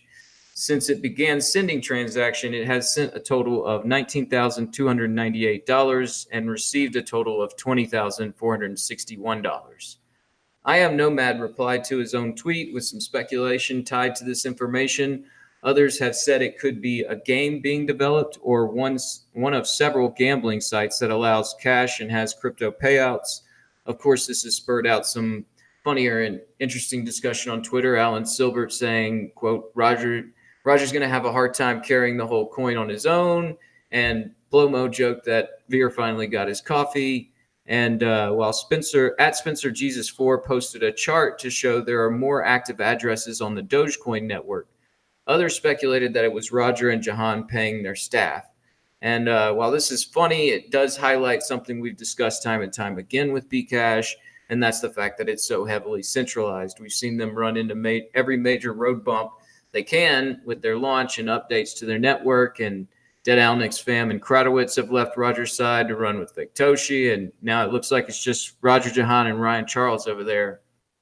So that was a funny little bit, and let's go from there to a quick little interesting bit is on May 5th, the GRIN network received a donation of 50 Bitcoins. And the kicker is these Bitcoins haven't been moved since they were mined in 2010. As I'm sure most of our audience knows, GRIN is one of the first networks to implement Mimblewimble's technology into a blockchain. I'm still a little curious why they need the token when they have had a large level of community support behind the project.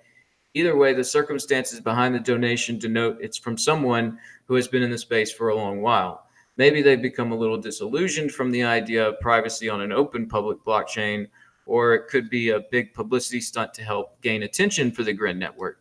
GRIN is in competition with LoomDart, who has also built out an implementation with Mimblewimble. And to be honest, I haven't heard much speculation in a while regarding either of these networks until this news broke. I've seen some people asking questions about Mimblewimble, but the people are typically also asking, why do these implementations create their own coin? I'll say funding development in any kind of decentralized way is difficult, and hopefully this donation goes towards worthy development. But yeah, just a couple of interesting things. Did you guys have any comment on the one Bcash address or this GRIN donation? Roger. Okay, don't you think that one time proving that you can send less than a penny on a shitcoin is enough? Do you really have to do it 700,000 times? Come on, Roger. It's got to keep that transaction highway full, man. I actually personally find the GRIN who are working on GRIN are quite honest, intellectually honest. Of course, like, why do you work on an odd coin? Because you don't think Bitcoin can succeed.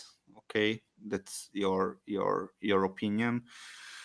But what I saw, because I watched the GRIN live stream before they went live, and they actually had only one one maintainer, one really developer, and everyone else is, with this open source project, it's like everyone wants to build new features and no one wants to maintain anything. And so they had only one hired developer in a couple of months ago before they went live. So now they have this 50. Of course, they probably bought up, they get into the green train in the right time, and they know when to sell and when to buy again. So their funds might went up. But now they really have the funds to hire maintainers for green, which is, I think, important for them. Yeah, I mean, like I also heard some as far as between the two projects, I've heard more positive stuff coming from GRIN. But yeah, I mean, I think as far as just like building out competitiveness to help bring privacy, that's a good thing. Why are you guys ignoring the fact that this is obviously proof that Satoshi gave up on Bitcoin and he's supporting GRIN now? Why are you guys trying to downplay that? You toxic Bitcoin maximalists. If you don't understand or don't get it, I don't have time to explain it to you. So this comment was made by Satoshi to a guy who was recently won the, correct me, the Guinness record of exit scamming or something like that. Is that right? I'm gonna say yeah. He's a prolific scammer.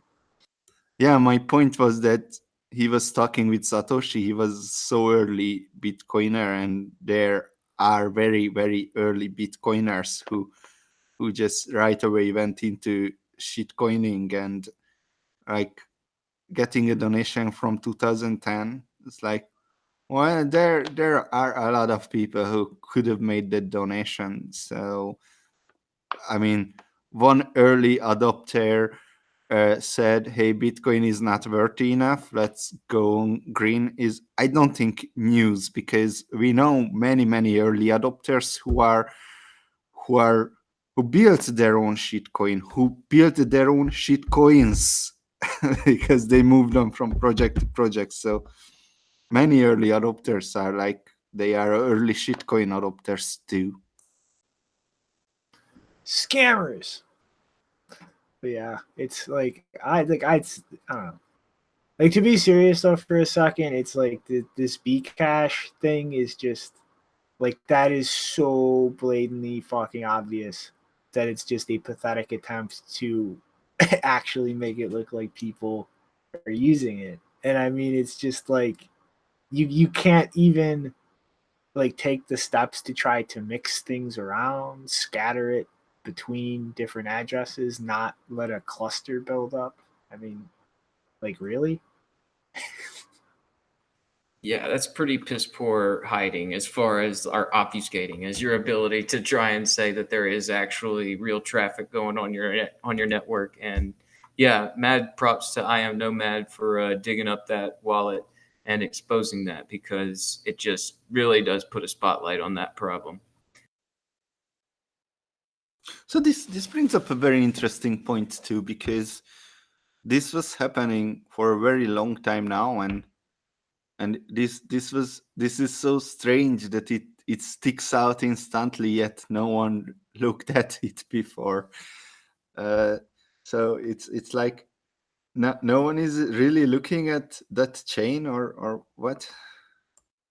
No one cares.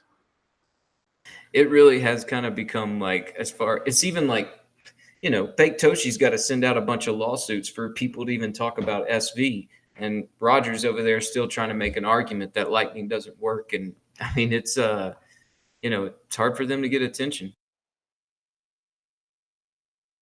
And this is not the kind of attention that I imagine they wanted. Yep. Alrighty then. So, what is up with Bitmain? They're back in the news? Yep. So, Bitmain has been doing disclosures since last July. I want to say, as far as how much hash rate they are actually self-operating.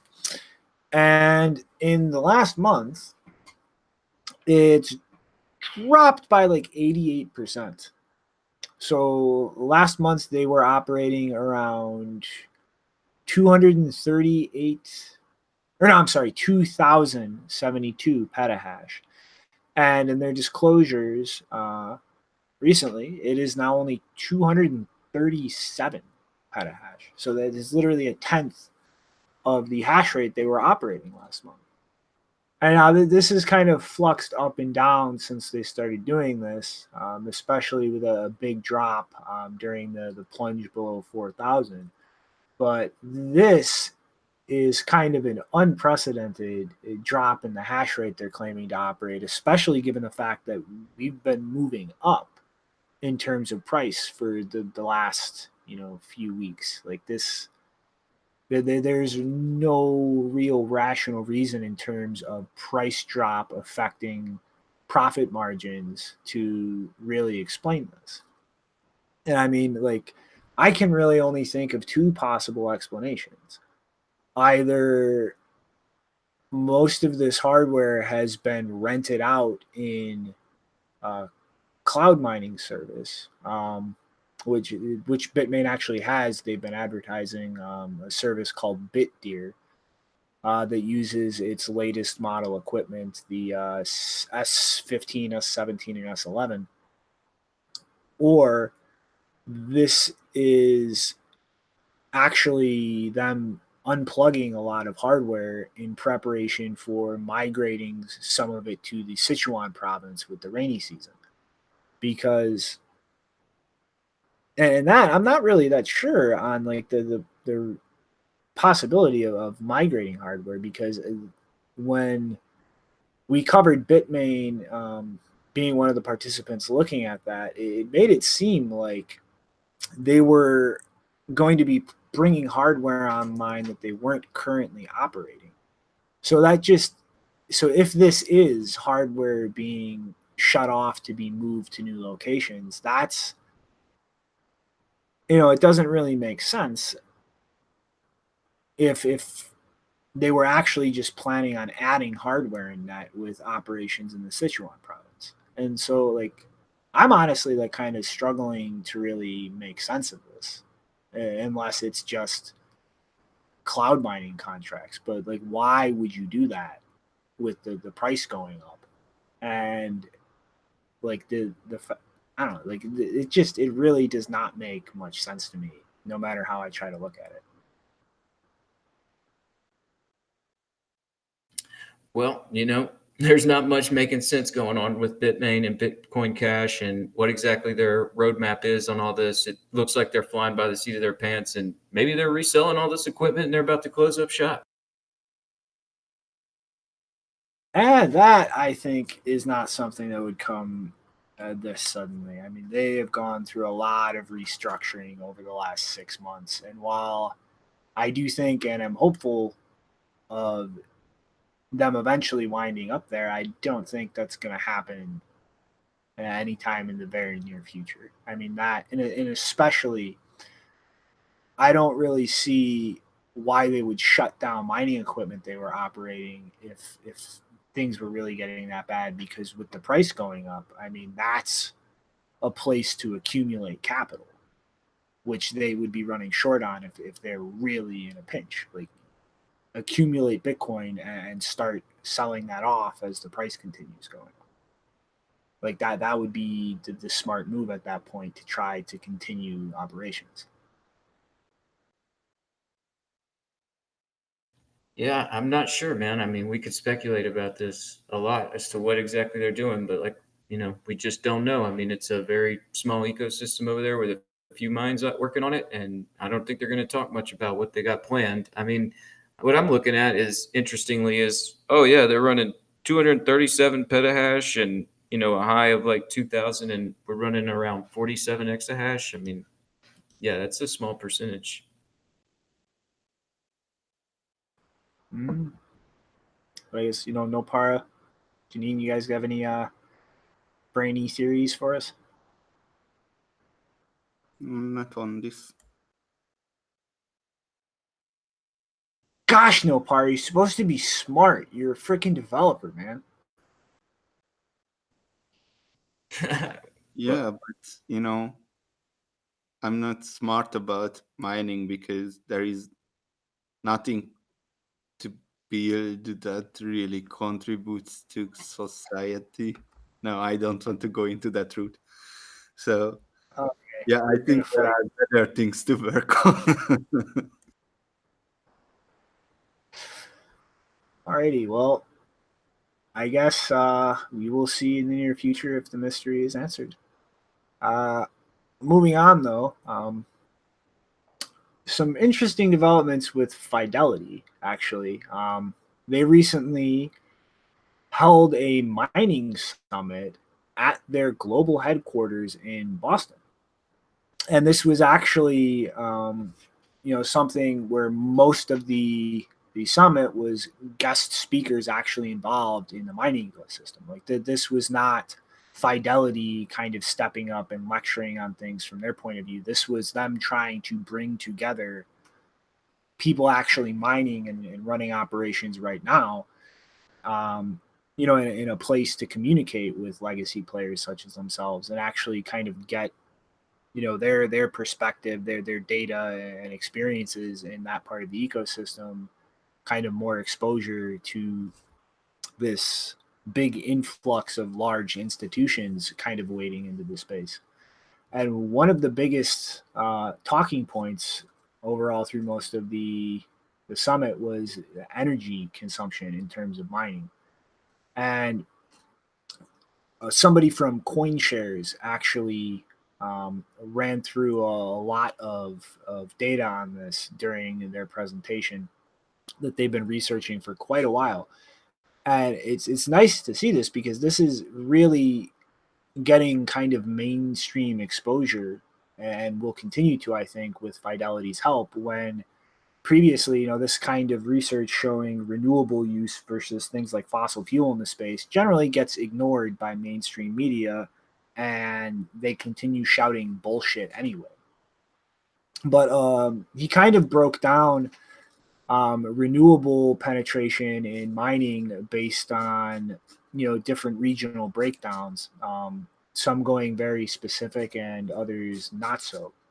But at a global scale, um, pretty much 45% of mining is taking place in the Sichuan province in China, where there is 90% renewable penetration and 40% of mining operations using renewables. And then the rest of China houses about 15% of the mining share. A few Western countries, such as America, Iceland, Canada, have 35% of the mining hash rate, and then the last 5% is kind of scattered all over the world. But when you look at the overall, penetration of renewable energies in this region, in Sichuan, it's 90%. In the Yunnan province in China, it's 92%. In Tibet, it's 98%. In the Guizhou province, it's 40%. And then it's really only in a few places, Inner Mongolia, Heilongjiang, and Xinjiang, that you see, 16, 15, and 23% renewable penetration. But I mean, this is something known for a while. That's really most of the major regions where you have things like coal power and mining. And then as far as in the West, in Washington, you have 92%, New York, 45%, British Columbia, 98%, Quebec, 100%, Norway, 99%, Sweden, 65%, Iceland, 100%, the Siberian Federal District, 44%, and then Northwest, 11%, and Georgia in Europe, 76%, or I'm sorry, 79%. And it's like we can see like the renewable availability where people are really concentrating their mining is just insane. And overall globally, the share of mining specifically done with renewable energies and not just, you know, penetration in the areas, is 74% of miners are using renewable energies.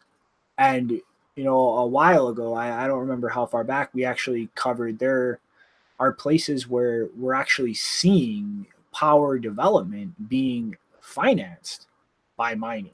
Like there's a company, what the hell is the name?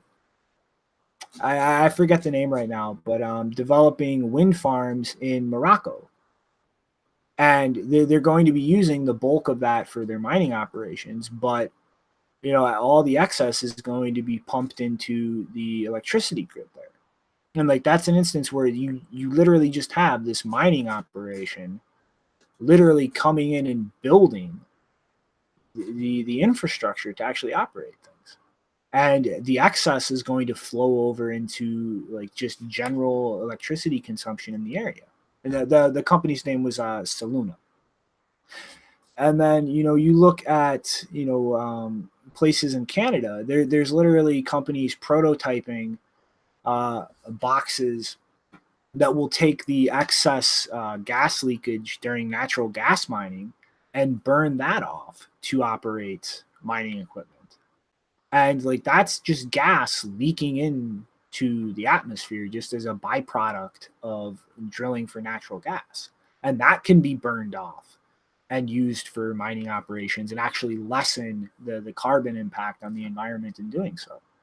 And like the beauty of it is like these miners don't give a shit about ideologically pushing green energy. These are just the economic incentives of the ecosystem. And it's really good to see, you know, a company like Fidelity actually getting these people together and like collecting data and presenting that data on this. And I mean, like they, I think, are going to be a huge part of like changing this perception of Bitcoin mining from it's going to kill the planet because it's this much carbon emissions into the reality of like, no, this is going to incentivize more sustainable power because they're just hunting around for the cheapest they can get. Yeah, man. I mean, like, it's great to see a company like Fidelity and the legitimacy of it bringing actual miners into this conference and letting them just sort of take the reins and sort of expose all their research as far as people working with renewables and what all they're doing. And yeah, like you were saying, I mean, there's lots of people developing wind farms and different ways of building out renewable energies. I know that there's another one in Africa that is doing something similar, I think, with solar, and just haven't heard from them in a while. And yeah, I mean, like you got countries like Canada who's killing it at 100% renewable. And, you know, they struck down that anti-competitive legislation and they're building out competitive markets for mining there. And, you know, this is something that, I mean, eventually the greater bulk of people will start to realize that digiconomist, you know, it's just it's good FUD. It's easy FUD. And the Bitcoin power argument is, it's one of those where people that are big on energy consumption and energy efficiency and renewables, they don't like to sit down and look at the way that this system actually operates and tries to commoditize renewable energies, where they'd much rather just look at the numbers and say you're killing the environment. So having Fidelity come out there and bring out some legitimate people from the space and bring out some real information looks very positive, and hopefully it'll, you know, be a good counterweight against this constant energy FUD.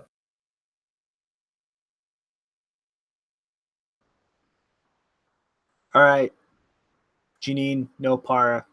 The comment toll is here. Come on. Okay, so I think it's very promising. And it really looks like they are really incentivizing something there that should be happening. But on the other hand, I've been in a panel and they were asking us about, now is it good for the environment or bad for the environment? And well, I didn't do the research, and some high profile Bitcoiner who I actually don't remember. He was Rene. Anyway, I really don't remember who he was.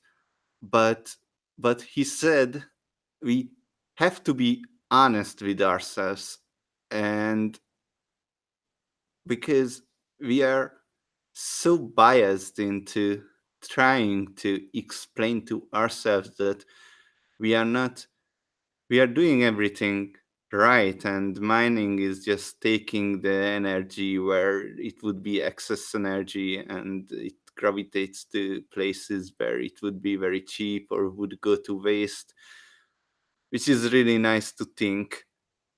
But he thinks we have to be honest with ourselves, and mining is an issue. So I don't agree with him.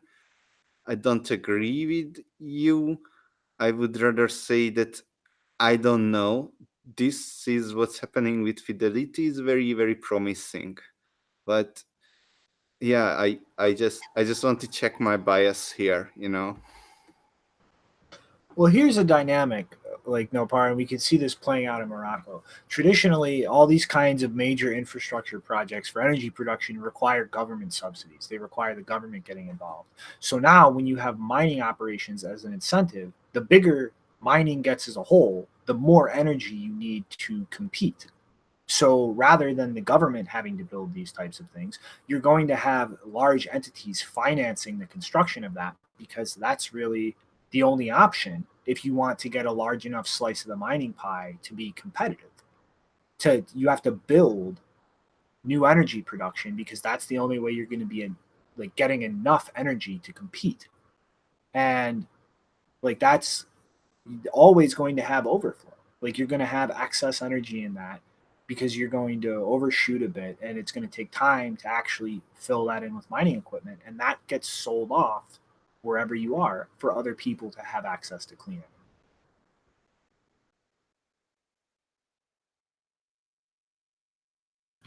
Well, for sure, the energy argument is one that I can understand. Like, yeah, I should probably check my bias a little more often too, because I have seen some smart people talk about, like, not necessarily that, oh, you know, this is a problem that the Bitcoin hash rate consumes this much power, just as much as like, well, there's this much Bitcoin mining going on that still involves dirty methods to get that hash rate. Mm-hmm. All right, though. So are you guys ready for the shortest story we've ever covered in Block Digest history? Go for it, man. Let's see how short it is. Fidelity is going to start offering cryptocurrency trading within the next few weeks. That's it. Nice. What's the next story?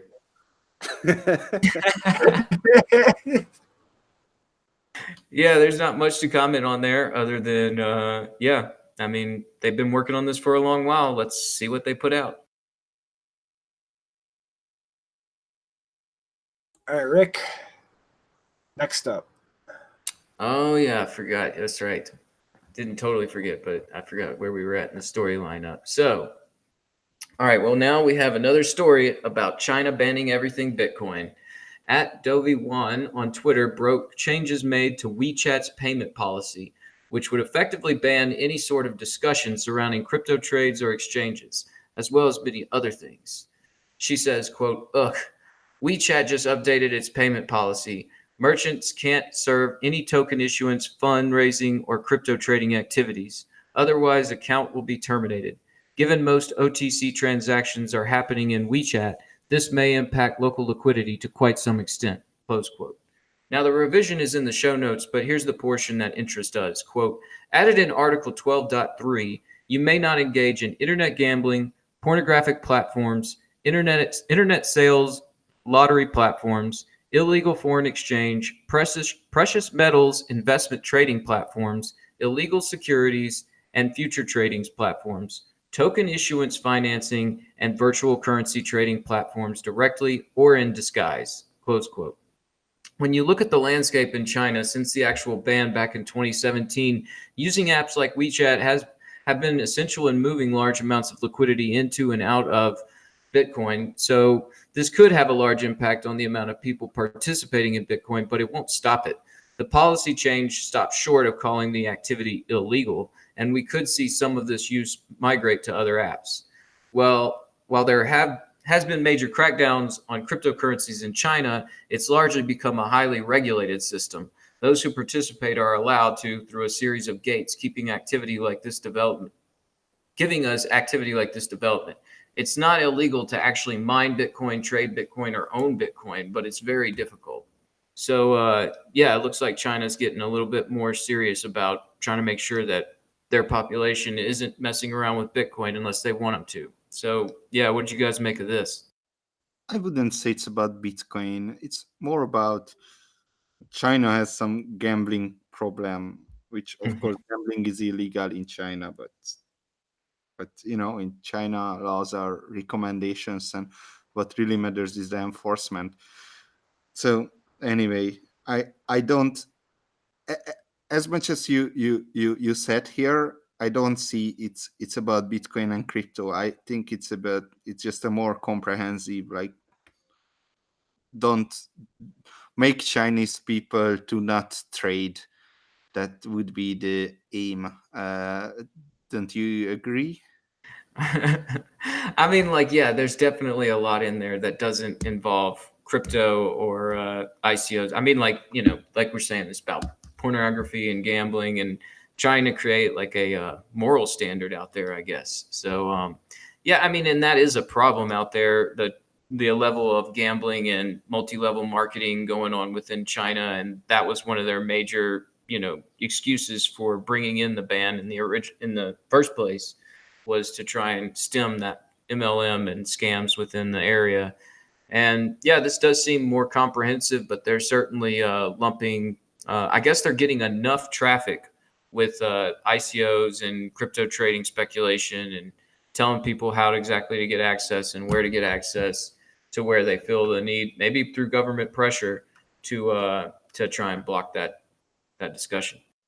I mean, imagine how bad it can be.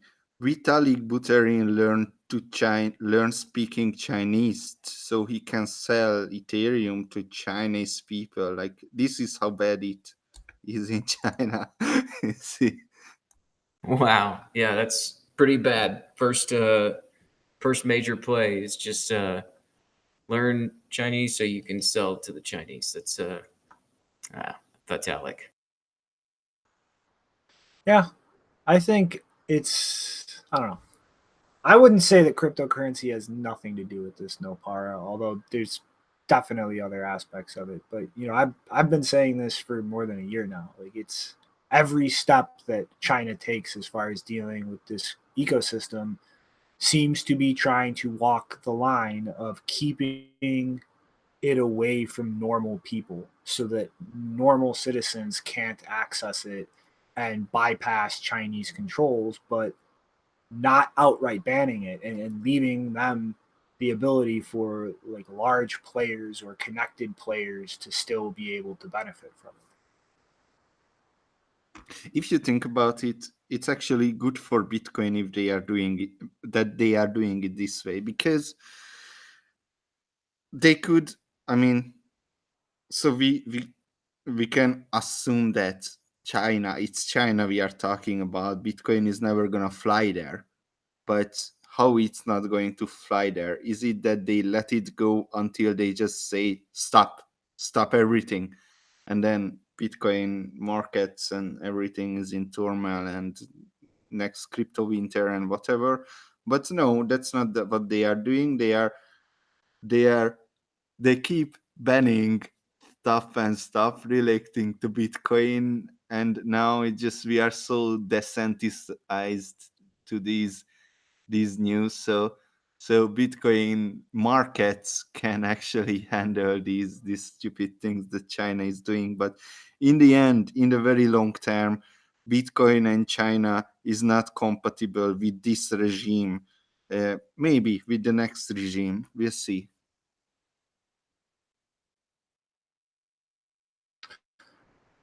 I wouldn't get my hopes up on a next regime until we see if their economy crashing gets a lot of people's opinions of the government to change. Yeah, I mean, they're definitely keeping their eye on what's going on in crypto and Bitcoin. I mean, they're working on trying to control the whole ecosystem and maybe build out their own one that they can surveil, like the internet. It's China. You know, I have WeChat on my China. What? phone, and I just noticed that this thing keeps popping up like once or twice a day for no reason. I didn't even use it for a very long time now. Maybe they are listening to this conversation in the digest. Ni hao, ta jiao. Getting us all spied on by the fucking Communist Party. What the fuck, dude? Don't go to China.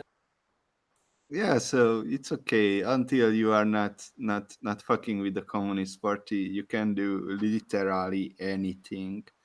But yeah, so yeah, I love the Communist Party. If you guys are listening, why Xi Jinping? No, you don't. Stop lying.